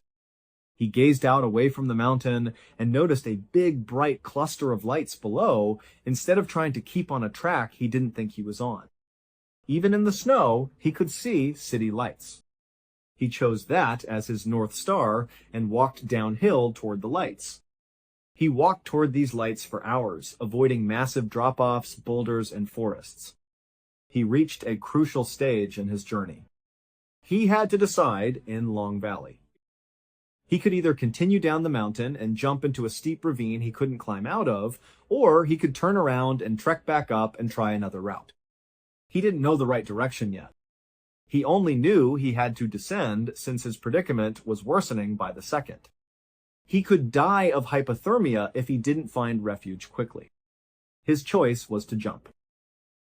Lying on his stomach, he descended over the edge into the valley below. He kept walking down the mountain after standing up. After seeing a stream, he followed it. This stream was bringing him straight down the mountain, and he realized the ravine walls on each side of him were getting closer, like the ravine was narrowing. He observed that the stream ahead had vanished after a while. He walked a little further before stopping abruptly. The water had vanished because it was rushing off a 100-foot cliff in front of him. He reached the edge of a tremendous waterfall. Nobody could lower him over it. Even trying it was a death sentence. He looked left and right. Massive canyon walls had followed him to this edge, precipitous cliffs. These were unclimbable. He knew the initial plunge into this valley was unclimbable before he jumped. Boxed in. Trapped.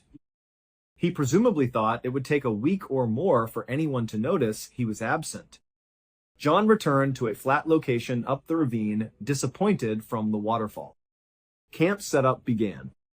He made a roof with his green tarp and a line between two trees, then put his sleeping mat under it. He then camped under the tarp for a cold night. John tried to start a fire the next morning, but none of the wood was dry enough. All his fires smoldered but never caught. He carried a small signal mirror and was ready to flag down any aircraft overhead, but none did. After that day, he was back beneath his tarp, making little progress, and spent another frigid, sleepless night. John was depressed when the sun rose again the next morning. He started writing notes in the margins of his maps, his only writing space. He considered keeping a journal. So if he didn't survive, someone would know what occurred. His first entry was May 5. He noted his pal Ken's accuracy. He should have delayed the trip 3 weeks to avoid poor weather. Ken was smartest. His food supply was also inventoried in this May 5th entry. 12 cheese crackers remained. John penned the note Gina, and Brandon found a year later on May 8th. This letter read, "Took a fall. Too weak to climb out of canyon. Down is a gorge. No way out. Its timing was important." 1 year later, Brandon Day and his girlfriend, Gina Allen, attended a business convention in Palm Springs on the 6th of May, 2006. Brandon was there for employment as a financial advisor. Gina was his guest, thus she was vacationing. Brandon and Gina hiked after the convention when they had time. They met a tour group going to a tram station. A tram car would transport them to the top of the San Jacinto Mountains. A tram car is like a ski lift, but you only sightsee from the top. Brandon and Gina boarded the tram and rode to the top. The view was breathtaking. There was snow everywhere. After 20 or 30 minutes, the tour leader ordered them to take the tram car down again. Brandon and Gina left the group to spend time alone. As they went, they heard a waterfall nearby. They searched but couldn't find it. Since it was loud, they assumed it was close. So they left the trail to stroll to the sound. They thought it was only a few minutes away. They took pictures, returned, and caught the tram. It seemed smart. After leaving the route, they walked toward the waterfall. After trekking a long way, they realized the waterfall sound wasn't getting closer. It appeared to be receding. They didn't realize the waterfall was booming off the mountainsides. It was tricking them. It was far away, yet the acoustics made it seem close. When they found the waterfall, they realized they had gone far off the main trail and needed to get back to the tram station to meet their group. After taking some photos, they turned around and booked it back to the station. On their way back, they heard noises from the tram station, but from a different direction. Gina and Brandon paused. They felt they were on the correct track, but their group's music was coming from over there. So they followed the voices. Like the waterfall, the sounds were an echo. The mountain was tricking them again. They went in the wrong direction. The voices stopped after a long walk without getting closer to the tram station. They checked their watches and realized they missed the deadline. They missed the final tram. They were alone in the mountains. They didn't panic. They thought they'd go to the tram stop and catch a later tram or find a payphone. Brandon and Gina didn't plan to be outside for long. They expected to see a restaurant and bar at the top of the mountain with other tourists and take the tram down. They brought no supplies. Even their cell phones were gone. They left them in their hotel room. They had only tank shirts, sweatpants, and a thin jacket on their backs. They carried chapstick and a wallet, lacking water and nourishment. Brandon and Gina walked around looking for the tram station. They tried for hours but couldn't find it. Soon, the sun set and the temperature plummeted. After it got too dark, the couple huddled in a small cave all night, barely surviving hypothermia. The next morning, they hadn't slept. They emerged from the cave and walked toward the tram station. They reached a high place and could see everything. They missed the tram station. All around them was wilderness. Walk straight down the mountain and try to get off it was their best option. They assumed the tour guide had discovered they were missing and that a search party was looking for them. But they didn't realize that the tour guide had noted they were 2 people short and presumed the couple had taken an earlier tram down.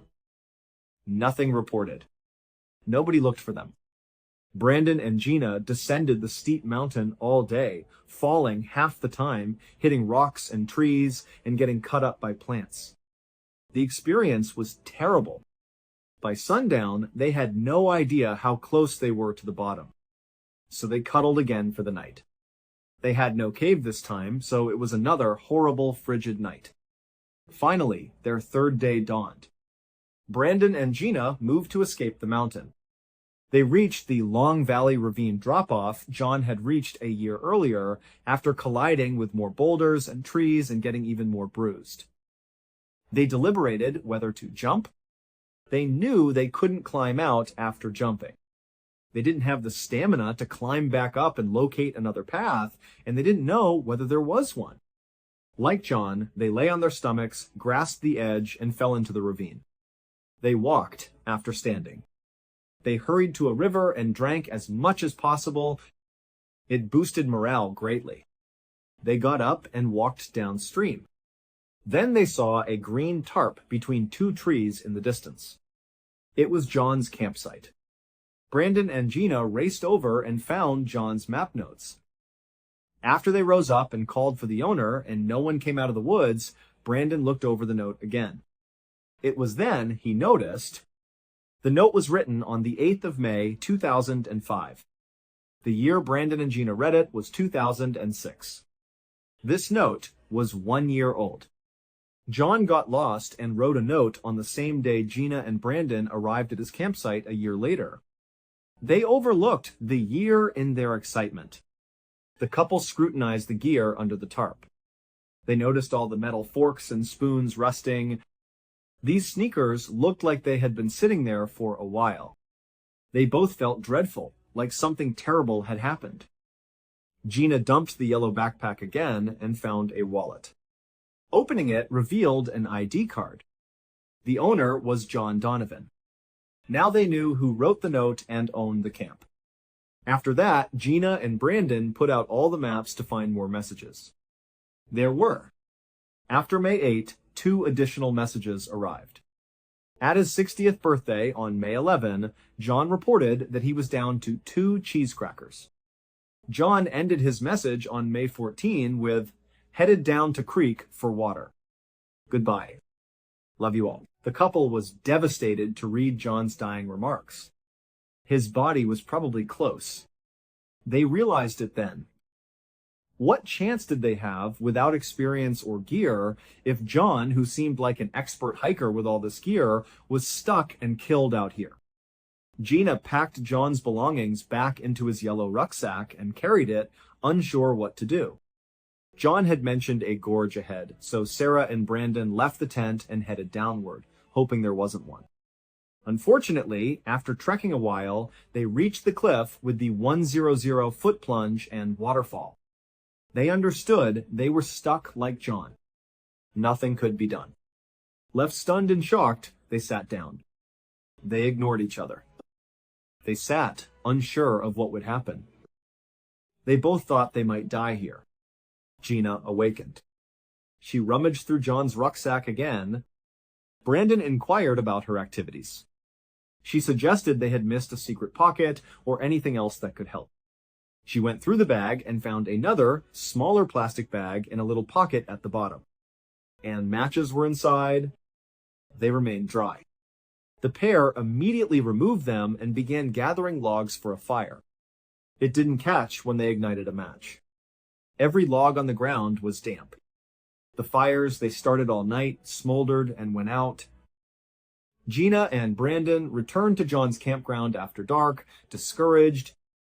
They gathered under his cover for another frigid night. Next morning, Brandon woke. He had briefly dozed off. Gina continued to sleep. Brandon left the tarp for fresh air. He wanted to clear his brain despite their dire situation. He was so exhausted and hungry he could barely stand. He decided to stroll down to the cliff's edge and gaze out into the valley to see if there was a route down. He followed the river, taking breaks to drink, until he reached the edge. When he arrived, he looked down. He saw something new that day. A face-down body was in a 100-foot-deep pool. Yes, John Donovan. Brandon understood immediately, even though he was too far away. He was energized by John's physicality, not terrified or depressed. It reminded him that if he didn't act, he and Gina would die. Brandon decided against starting a tiny campfire. He planned to burn the woodland. He returned to the campsite and took the matches from his rucksack. He then entered the woodland beside the river and found a dead tree. As much dry wood as he could locate was propped against the dead tree. He then crammed as much kindling as possible into a trunk hole. After all his preparation, he lighted the kindling with matches. He was surprised when the tree burned immediately. It blazed so fast and big that Brandon had to flee to avoid catching fire. The neighboring trees soon caught fire. He ran back to the campground to wake Gina. He picked Gina up and ran to the waterfall's edge. They turned and watched as half an acre of forest erupted in flames, spewing black smoke into the sky. After the flames cooled down, Gina and Brandon heard helicopter rumblings about an hour later. Smoke was spotted. They were saving them. After being rescued from the ravine, Gina and Brandon recovered fully. John Donovan's body was found 3 weeks later. His official death reason was unknown. Some believe that his final message, where he indicated he was heading to the creek for water and said farewell, was a suicide note, and that he hurled himself from the cliff to end his suffering. Others say he slid and died after walking down to the waterfall's edge to obtain water from the creek. No one knows for sure. We know that if John Donovan had been rescued in 2005, he would have left the valley with all his goods, including the matches. In 2006, Brandon and Gina would have been unable to ignite a fire in that ravine. Would have died. The chopper pilot who rescued them later said no one planned to investigate that region. They didn't think Brandon and Gina would be there.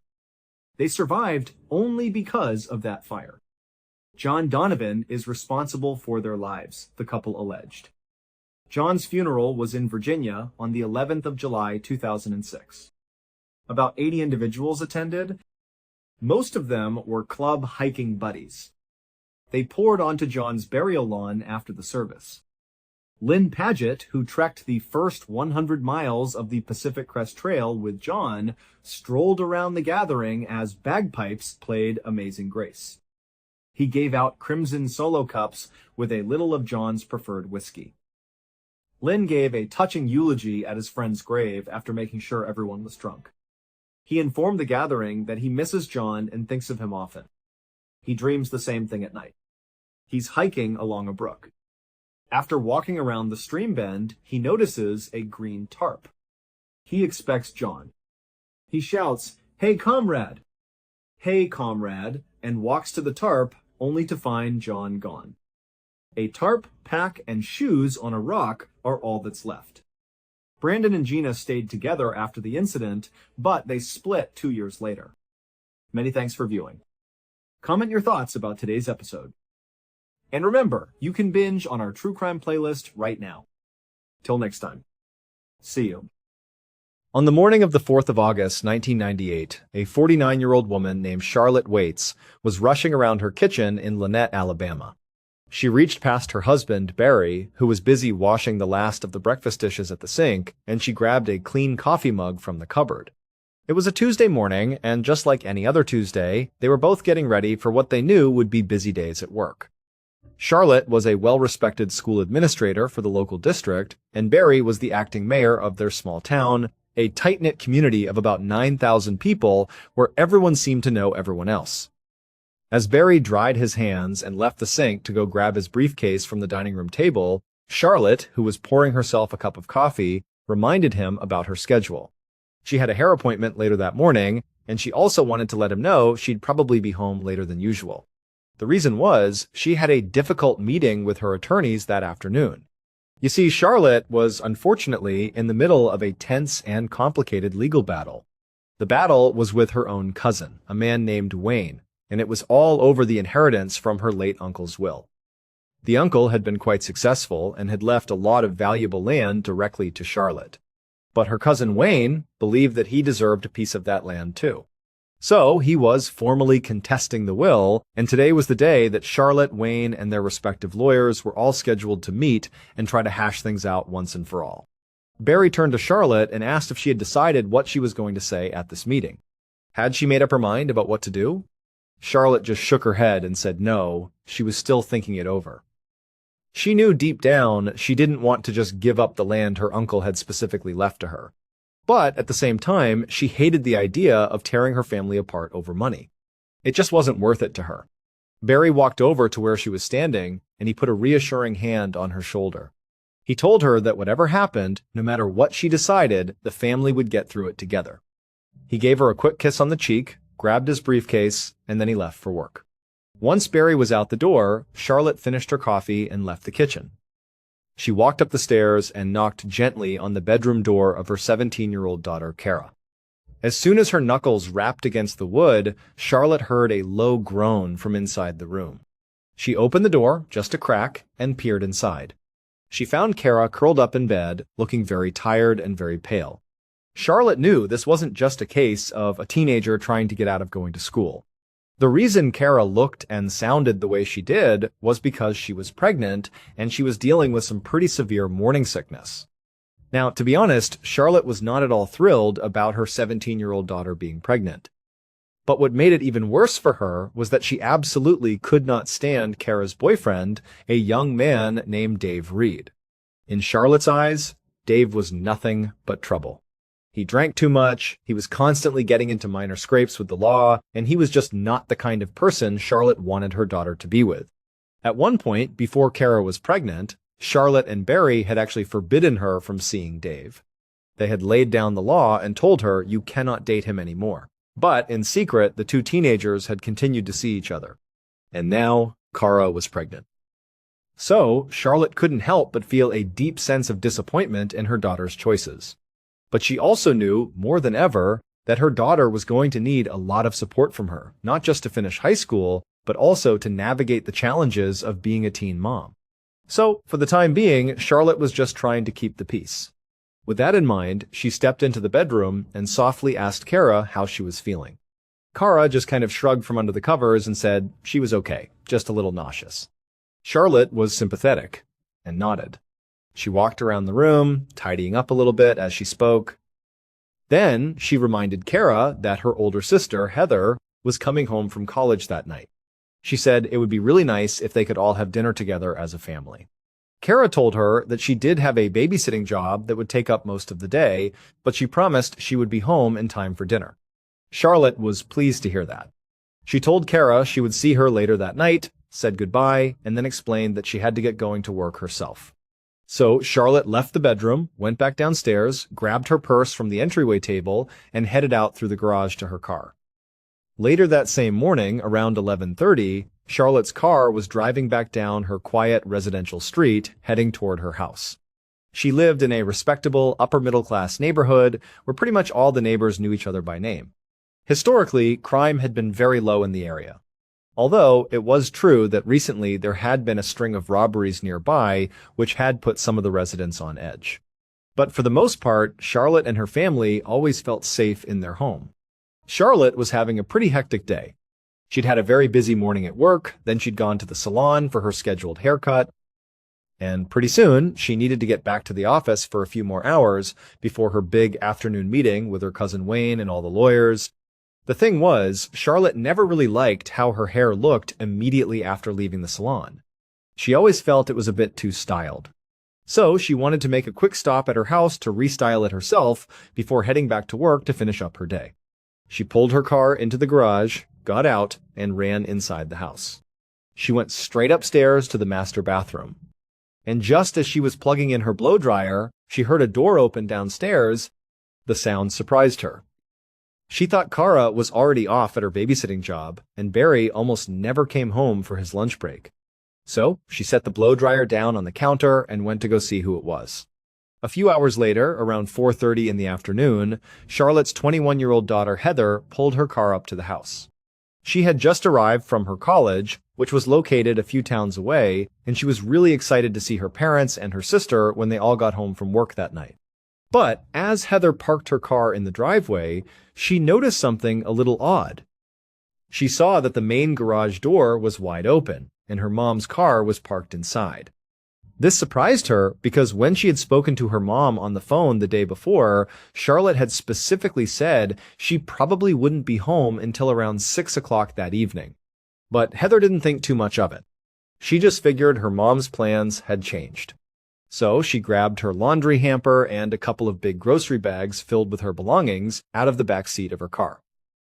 Then, as she walked into the garage to make her way into the house, she saw that the interior door, the one that led from the garage into the kitchen, was already open, but just a crack. This was also kind of strange. There was no real reason for that door to be left ajar. And so now, sensing that maybe something was a little bit off, Heather walked up to the door and slowly pushed it open. She called out for her mother, asking what she was doing home so early. But there was no answer. The house was completely silent. Heather stepped into the kitchen and set down her hamper and the bags on the floor. Then she began walking through the first floor of the house, trying to figure out where her mom was. She couldn't hear her, she couldn't see her. She walked from the kitchen, through the dining room, and as she rounded the corner into the main foyer, she saw her. Her mom was lying at the foot of the stairs, completely motionless. Heather immediately ran to her mom's side and grabbed her, trying to see if she was okay. But when she touched her mom's leg, it was ice cold to the touch. In a panic, Heather ran into the living room, snatched the phone from its cradle, and dialed 911. A few minutes later, Lieutenant Richard Carter of the Lynette Police Department sped down Charlotte's residential street with his lights flashing and his siren blaring. He was responding to a 911 call about a woman who had been found unresponsive. He had been very surprised when the dispatcher had told him whose house this woman had been found inside of. It was the home of the town's acting mayor, Barry Waits. As he pulled up in front of the home, he saw a young woman come running out the front door crying hysterically. Lieutenant Carter stopped his patrol car, got out, and he intercepted the young woman, who immediately begged him to come inside and help her mom. Carter and the young woman rushed over to the house together. He told her to stay outside on the porch while he went in to investigate. And she did. She stayed out front, just quietly weeping to herself, while Lieutenant Carter stepped through the front door. And right away, just inside the foyer, he saw what appeared to be a middle-aged woman lying on her back at the bottom of a staircase. She was completely still. Nearby, the contents of a woman's purse were strewn all across the floor. Carter immediately knelt down beside the woman and felt for a pulse on her neck, but there was nothing. So, Carter stood back up and just took a moment to assess the scene. The first thing he noticed was that there was a bit of foam at the corner of the woman's mouth. This made him wonder if maybe she had suffered a seizure or some sort of severe allergic reaction at the top of the stairs. Maybe she had lost her balance and fallen, and the fall had killed her. But then he also noticed that there were a few distinct drops of blood on the front of her blouse. And when he looked closer at her face, he saw that there were very obvious scratch marks on her chin and also a dark red mark that went all the way around her neck. And in that moment, he realized this woman had likely not just fallen down the stairs. It looked like she had been attacked, beaten, and potentially strangled to death. Later that day, around 5 o'clock in the evening, Lieutenant Richard Carter was carefully sorting through a pile of dirty laundry on the floor of Charlotte Waits' laundry room.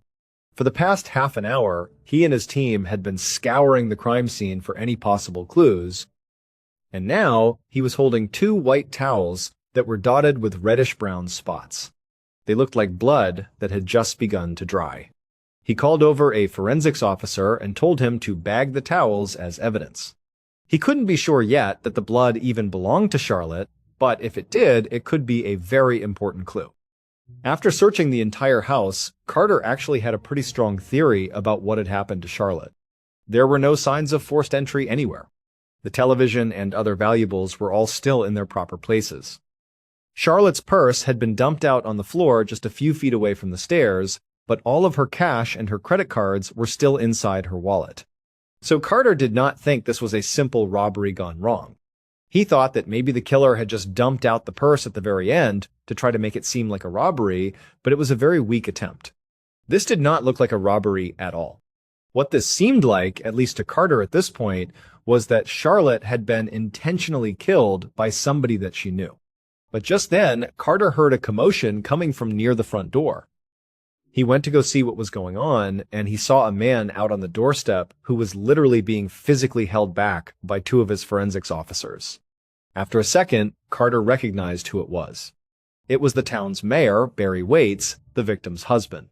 The officers were trying to keep him outside to prevent him from seeing the scene, but Barry pushed right past them. And right away, he saw what they were trying to keep him from seeing. He saw his wife's body lying there on the floor, obviously dead. And when Barry saw that, he just froze in place and began to hyperventilate. At this point, Carter didn't try to force Barry back outside. Instead, he gently grabbed Barry's arm and led him into the next room. He sat him down on the couch and just tried to get him to calm down, but it was like he couldn't catch his breath. Barry was gasping for air and was really struggling to breathe. Then he actually doubled over and clutched at his chest. Carter thought for a second that he might be having a heart attack. So, instead of trying to talk to him, he just yelled for somebody to call an ambulance. Later that same night, around 8 o'clock, Lieutenant Carter stepped into the lobby of the local hospital's emergency department. He showed his badge to the nurse at the front desk and then asked if he could see Barry Waits. But the nurse told him he would have to wait. They were still running tests on Barry, and he couldn't have any visitors until they were absolutely sure that he was stable. Carter was pretty disappointed to hear this, not because he was desperate to get in there and console the grieving mayor. It was because he needed to talk to the mayor. As the spouse of a potential murder victim, he needed to know what Barry knew as soon as possible. So, he turned to leave. But before he did, he noticed 2 young women sitting in the waiting room. One of them was Barry and Charlotte's daughter, Heather. Carter and Heather had spoken for a few minutes back at the house earlier that day, when she was the one who came running out and directed him inside. They had talked a little bit, but Carter thought to himself, you know what? If I can't talk to Barry right now, maybe I can talk to Heather. Maybe she's calmed down enough that we could have a real conversation. And so, he walked over to her. As Carter approached, Heather looked up, and she definitely recognized who he was. She sort of gave off body language that it was okay for him to come and sit down. And so Carter walked over and sat down next to her. He saw that there was another girl, a teenager, sitting next to Heather. Heather quickly turned and pointed to her and said that this was her younger sister, Kara. Lieutenant Carter nodded and introduced himself to Kara. Then he asked both of them how their dad was doing. Heather explained that so far, the doctors believed he was not having a heart attack, that it was most likely a severe panic attack. But they were going to monitor him overnight just to be sure. Both of the girls seemed incredibly upset. They had tears in their eyes, and they both appeared to be in a state of shock. They hadn't really done anything suspicious, but Carter knew he couldn't just rule them out as suspects yet. He had to ask them some pointed questions. So he took out his notebook, and as delicately as he could, he began asking them what they knew. By this point, Carter's officers had already learned that Charlotte had left her work around 11 o'clock that morning. It wasn't until about 1 o'clock in the afternoon that her coworkers had called her house because she hadn't come back to the office. They said there was no answer. And so that meant the murder had likely taken place sometime between 11 in the morning and 1 in the afternoon. With that timeline in mind, Carter asked Heather and Kara where they had been during that specific window of time. Kara told him that she had been babysitting all day, and Heather said she had been at her college, which was 30 miles away, until around 4 o'clock that afternoon, when she had left to drive to her parents' house. At some point, Carter asked both of them if they had any idea if there was someone out there who might have had a grudge against their mother or who might have wanted to hurt her. The girls immediately shook their heads and said, "Absolutely not. There was no one. Their mom was wonderful and everybody seemed to like her." They insisted they were just a happy, normal family with no major issues that they knew of. Carter jotted all of this down in his notebook, and his plan was to check out the daughters' alibis as soon as he got back to the station. The next day, Lieutenant Carter was at the precinct, debriefing with the other investigators who were assigned to Charlotte's case. He had listened to the local news on the radio while he was driving to work that morning. And since Charlotte was the acting mayor's wife, her murder was all anybody in town could talk about. Carter was really feeling a lot of pressure to solve this case quickly. By this point, he had already followed up on Heather and Kara's alibis, and they had both checked out completely. Neither of the daughters could have been at the house between 11 and 1, so Carter had officially ruled them out as suspects. Now, the other officers were going around the room, basically updating Carter on what they had done the night before. And Carter was admittedly a little frustrated to hear that after they had questioned all of Charlotte's neighbors and her coworkers right after they had gotten to the scene, none of that had led to any new suspects. Another point of frustration was that the one person who likely would be able to help them the most, at least at this early stage in the investigation, was the acting mayor, Barry, Charlotte's husband, but he was still in the hospital and was not being allowed to speak to the police. But just as Carter and the other officers were sort of scratching their heads, wondering what their next move was going to be, the front door of the precinct opened.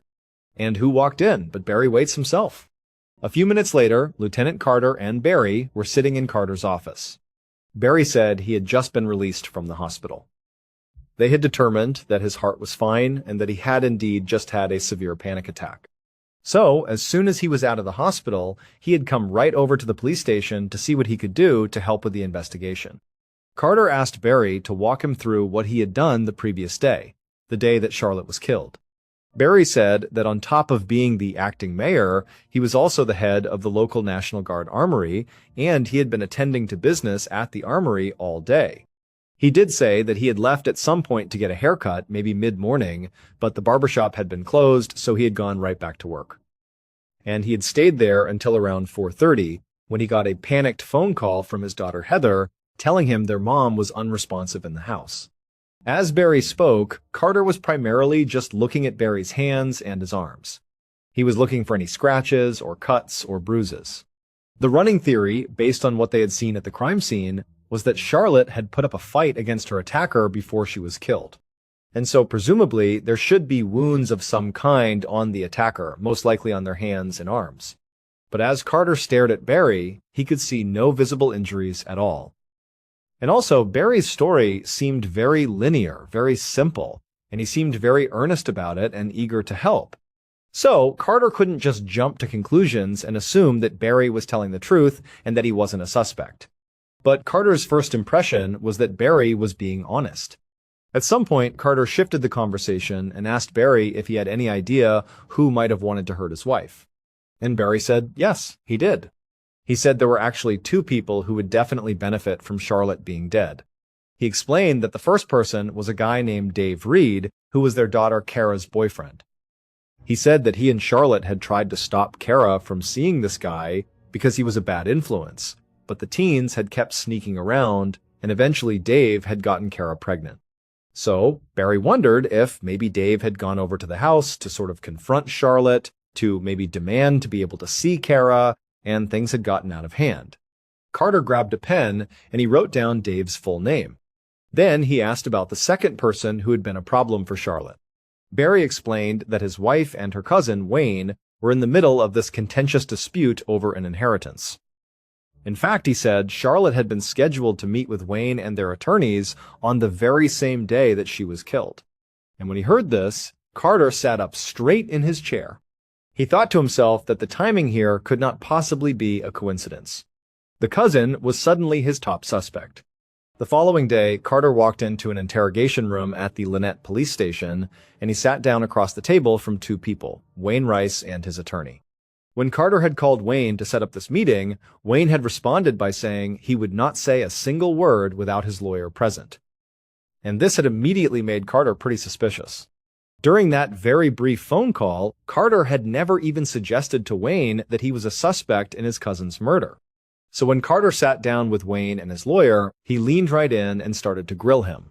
He wanted to know what was going on with this inheritance. Wayne said he knew that his contesting their uncle's will had caused a lot of problems within the family, but he swore that he hadn't wished any harm on Charlotte. In fact, he claimed she had been his best ally at the time of her death. Carter asked him to explain what he meant by that. Wayne said that the last time he spoke to Charlotte, she seemed to be in favor of giving him some of the land that their uncle had left to her. According to Wayne, Charlotte had said she was really upset about the family being torn apart over money, and she felt like keeping all the land for herself just wasn't worth the conflict. And when Carter heard this, he was pretty surprised. Barry had made it sound like Charlotte had no intention of giving up the land to Wayne, like that wasn't even an option on the table. So Carter wondered if anything Wayne was saying here was even true. He asked Wayne for his alibi, and Wayne said he had literally been at work all day at an aluminum processing plant just outside of town. He said he hadn't even left for lunch that day, which was something he typically did. He insisted he was at work, truly, all day. And then he also gave Carter the names of several of his coworkers who could confirm his whereabouts. Before Carter let Wayne go, he asked him if he could take his fingerprints. Wayne immediately looked over at his attorney. His attorney gave him a slight nod. And so Wayne looked back at Carter and said, okay. Later that same day, Carter sat down with the other suspect on his list, Kara's boyfriend, Dave. Dave was very moody and standoffish. He just seemed kind of annoyed that he was even there. When Carter asked him if he knew why he had been called to the station in the first place, Dave just kind of sighed and said, yeah, I do. He had heard about what happened to Kara's mother, and he knew that given his contentious relationship with her and her husband, that of course he was going to be viewed as a suspect, which to him was completely absurd. Carter just asked Dave point blank about his relationship with Kara's parents. Dave admitted that, yeah, they definitely didn't like him. But Dave insisted he would never hurt Charlotte or Barry for that matter. And he hadn't even been in town the day that she was killed. He had been at work all day, at a landscaping job miles away. Carter asked for the names of some of Dave's coworkers to verify his alibi, and he also asked him to provide his fingerprints. Dave sort of rolled his eyes and said, "You're wasting your time," but he agreed to do it just because he wanted to clear his name. A couple of weeks later, in the middle of August, Lieutenant Carter sat at his desk, flipping through Charlotte's autopsy report, which he had just received from the medical examiner. And he realized that Charlotte's murder had been even more brutal than he had initially thought. It turned out the murder weapon had been Charlotte's own blouse. Her killer had grabbed the two long strings that were dangling from her neckline and had used them to strangle her to death. She had also received a pretty serious head injury that could have been fatal on its own, and she also had a broken wrist. This level of violence made Carter feel even more sure that this murder had to have been personal. But as he read deeper into the report, the physical evidence seemed to paint a different picture. There were 3 sets of fingerprints that had been found at the crime scene. Two of them belonged to Barry and Kara, which was not a surprise at all because they lived in the house. But the third set of prints was unidentified. And it wasn't a match for any of the suspects on Carter's radar, including Kara's boyfriend Dave and Charlotte's cousin Wayne. So, at this point, Lieutenant Carter just felt kind of stuck. To make matters worse, Barry, Wayne, and Dave's alibis had all checked out as well. So, truly, his list of suspects was basically down to zero. If Charlotte had been killed by someone she knew, which was still the initial running theory, Carter was going to have to dig even harder to find out who it was. In October of 1998, a couple of months after Charlotte Waits was killed, Lieutenant Carter walked into the Lynette Police Precinct right as the desk sergeant was hanging up the phone. The sergeant stopped Carter and told him they had just gotten yet another call on the Charlotte Waits tip line. And before the sergeant even explained what the caller had said, Carter felt a sense of dread building in the pit of his stomach. Ever since the police had set up this tip line for information on Charlotte's murder, it had been flooded with calls basically every single day. But rather than all these tips helping with the case, the tip line had actually just slowed the investigation down. Carter and his team had to take valuable time to follow up on every single one of these leads, even though most of them were just rumors and wild conspiracy theories. By this point, from all these tips, they'd looked into a young man who lived on the same street as Charlotte and who had a history of robbing houses, but he had an airtight alibi. They had also investigated another local man who had strangled his girlfriend in a way that was similar to how Charlotte was attacked, but he also had an alibi. Carter had even driven all the way to Georgia to investigate a tip that a small-time criminal had bragged at a party about killing Charlotte, only to find out that this criminal had an alibi too, and that the tipster had made the whole story up just to get him in trouble. Adding to the confusion, their fingerprint expert had told Carter that the third unidentified set of prints found at the scene could possibly belong to a child, and so it might be totally unrelated to the murder. So now, as Carter looked over at the desk sergeant who was getting ready to tell him about whatever call he had just had, Carter just braced himself for more bad news, because all these tip calls were basically bad news. And when the desk sergeant spoke, it was indeed more bad news. The sergeant said this call wasn't even a tip at all. A local woman had just called in to complain about the lack of progress in the investigation. As difficult as it was for Carter to hear that now, in addition to all the pressure he was feeling that locals were literally spamming the hotline just to complain about him, he also understood their frustration. He was feeling just as upset as everybody else in town. But after running into nothing but dead ends, he was completely out of ideas. And he had a sinking feeling in his gut that unless something major changed soon, this case, unfortunately, was going to go cold. Fast forward about 3 years to one morning in 2001. On this day, Lieutenant Carter was working at his desk when he heard a familiar sound. The precinct's tip line was ringing yet again. After that initial wave of tips on the Charlotte Waits case, the investigation had completely stalled out for a couple of years. It was basically cold. Carter had ultimately been reassigned to other cases, and Charlotte's family had just sort of been forced to move on without any sort of closure. Kara had her baby, and Heather had graduated from college and was working a real job. And Barry had also basically moved on with his life. He had gotten remarried and was still very much involved in local politics. In fact, just the previous year, he had run for a term on the city council. However, during that election cycle, Barry's opponent had publicly accused him of killing his wife Charlotte. And even though he had no actual evidence to support his accusation, aside from the bizarre fact that he had a dream about it, all the media attention from these accusations had totally reinvigorated the case. And calls had once again begun flowing into the tip line. However, just like before, the vast majority of these tips were just wild theories and local gossip. But on that particular day, when the desk sergeant who manned the tip line opened up Carter's office door, Carter looked up and saw that the sergeant was visibly excited. Whatever he had just heard on the tip line actually mattered.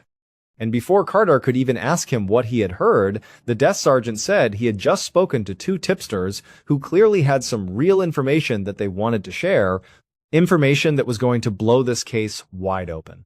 Based on that crucial tip, the forensic evidence and new witness testimony, this is what police believe actually happened to Charlotte Waits on the 4th of August, 1998.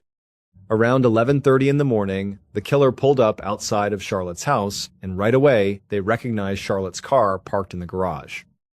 When they saw it, their heart raced with a mix of excitement and anxiety because they hadn't been sure that she would even be home. But clearly, the killer had arrived at just the right time. So they parked their car at the end of the driveway, they walked up into the open garage, and they went over to the interior door that led into the house. They tried the handle and found that it was unlocked. So they opened it up. The killer stepped inside the kitchen, and right away they heard footsteps on the second floor. They knew it had to be Charlotte. There was nobody else home at this time of day. The killer quietly closed the door behind them. They went around to the stairs that led to the second floor, and up they went. And right as the killer reached the second floor hallway, Charlotte came out of the bathroom and saw them standing there. Charlotte was definitely very surprised to see them. The killer immediately just asked her a question, point blank. And when she answered the question, it was not what the killer wanted to hear. So, the killer tried to get her to change her mind to answer this question differently. But the conversation quickly escalated into a full-blown argument. And then, the killer just totally lost their temper and hit Charlotte hard across the face. Blood immediately began pouring from Charlotte's nose. Stunned, she just stepped back and went back into the bathroom to grab a towel to blot her face with it. At this point, the killer knew they had crossed a line. Persuading Charlotte to do what they wanted was now clearly out of the question. This was a point of no return. So, as Charlotte came out of the bathroom with a towel pressed to her face, looking totally shaken up, the killer walked up and grabbed her from behind. They clutched the long strings that were hanging from the neckline of her blouse, and they pulled them tight around her neck. Charlotte began gasping for breath and trying to fight them off, but the killer had her in an unbreakable chokehold. And then finally, when Charlotte had lost enough oxygen that she stopped struggling, the killer let go of the strings and then kicked her down the staircase. When the killer saw what they had done, when they saw Charlotte at the base of the stairs, motionless and very likely dead, the reality of what had just happened finally hit them. In a panic, they grabbed the bloody towel that Charlotte had dropped on the floor. They rushed down the stairs and quickly cleaned up the rest of the blood on Charlotte's face, and then they dumped the towels in the laundry room. Then they grabbed Charlotte's purse off a nearby table and scattered its contents on the floor near her body, hoping the police would think this was just a robbery gone wrong. And then after that, they fled the house, got back in their car, and hurried back to work at the National Guard Armory before anyone even noticed they were gone. The killer was Lynette, Alabama's mayor, and Charlotte's own husband, Barry Waits. Barry had secretly gotten himself into a lot of debt, and he needed the full inheritance from Charlotte's uncle to pay it all off. And so when Barry went to his own home in the middle of the day and confronted Charlotte, asking her, "What do you plan to do at this meeting with Wayne? Are you going to give him some of this inheritance?" And she told him that yes, her plan was to settle and split the inheritance. Well, when Barry heard that, he snapped. He killed his wife. Not just because he was mad at her for her decision, but also because he desperately needed more money. He was thinking, okay, I'm only going to get half of this inheritance because she's giving the other half to Wayne. But if I kill her, I'll also get her life insurance policy, and then together I'll have enough to pay off my debts. However, when the insurance company went to pay out the claim, because Barry was clearly a suspect in his wife's murder early on in the investigation, the company refused to pay him the money. Instead, they paid the insurance money directly to their daughters, Heather and Cara. But a couple of years later, Barry still tried to get his hands on that money by tricking his own daughters into signing it over to him. But when Heather and Cara realized what he was doing, they finally saw their father for what he truly was. And so, it was the daughters who were the tipsters who broke this case wide open. They told Lieutenant Carter everything they knew about their dad's very suspicious behavior, along with his clear financial motives for the murder. They also said that their father had intimidated them into hiding information from the police and had even called in fake tips himself to redirect attention away from him. Barry Waits was arrested in February of 2006, and 9 months later, he was found guilty of first-degree murder. He was sentenced to 40 years in prison. Thank you so much for watching. Let me know what you thought of today's episode in the comments. And remember, we have a whole playlist of true crime episodes ready for you to binge right now. Until next time, see ya.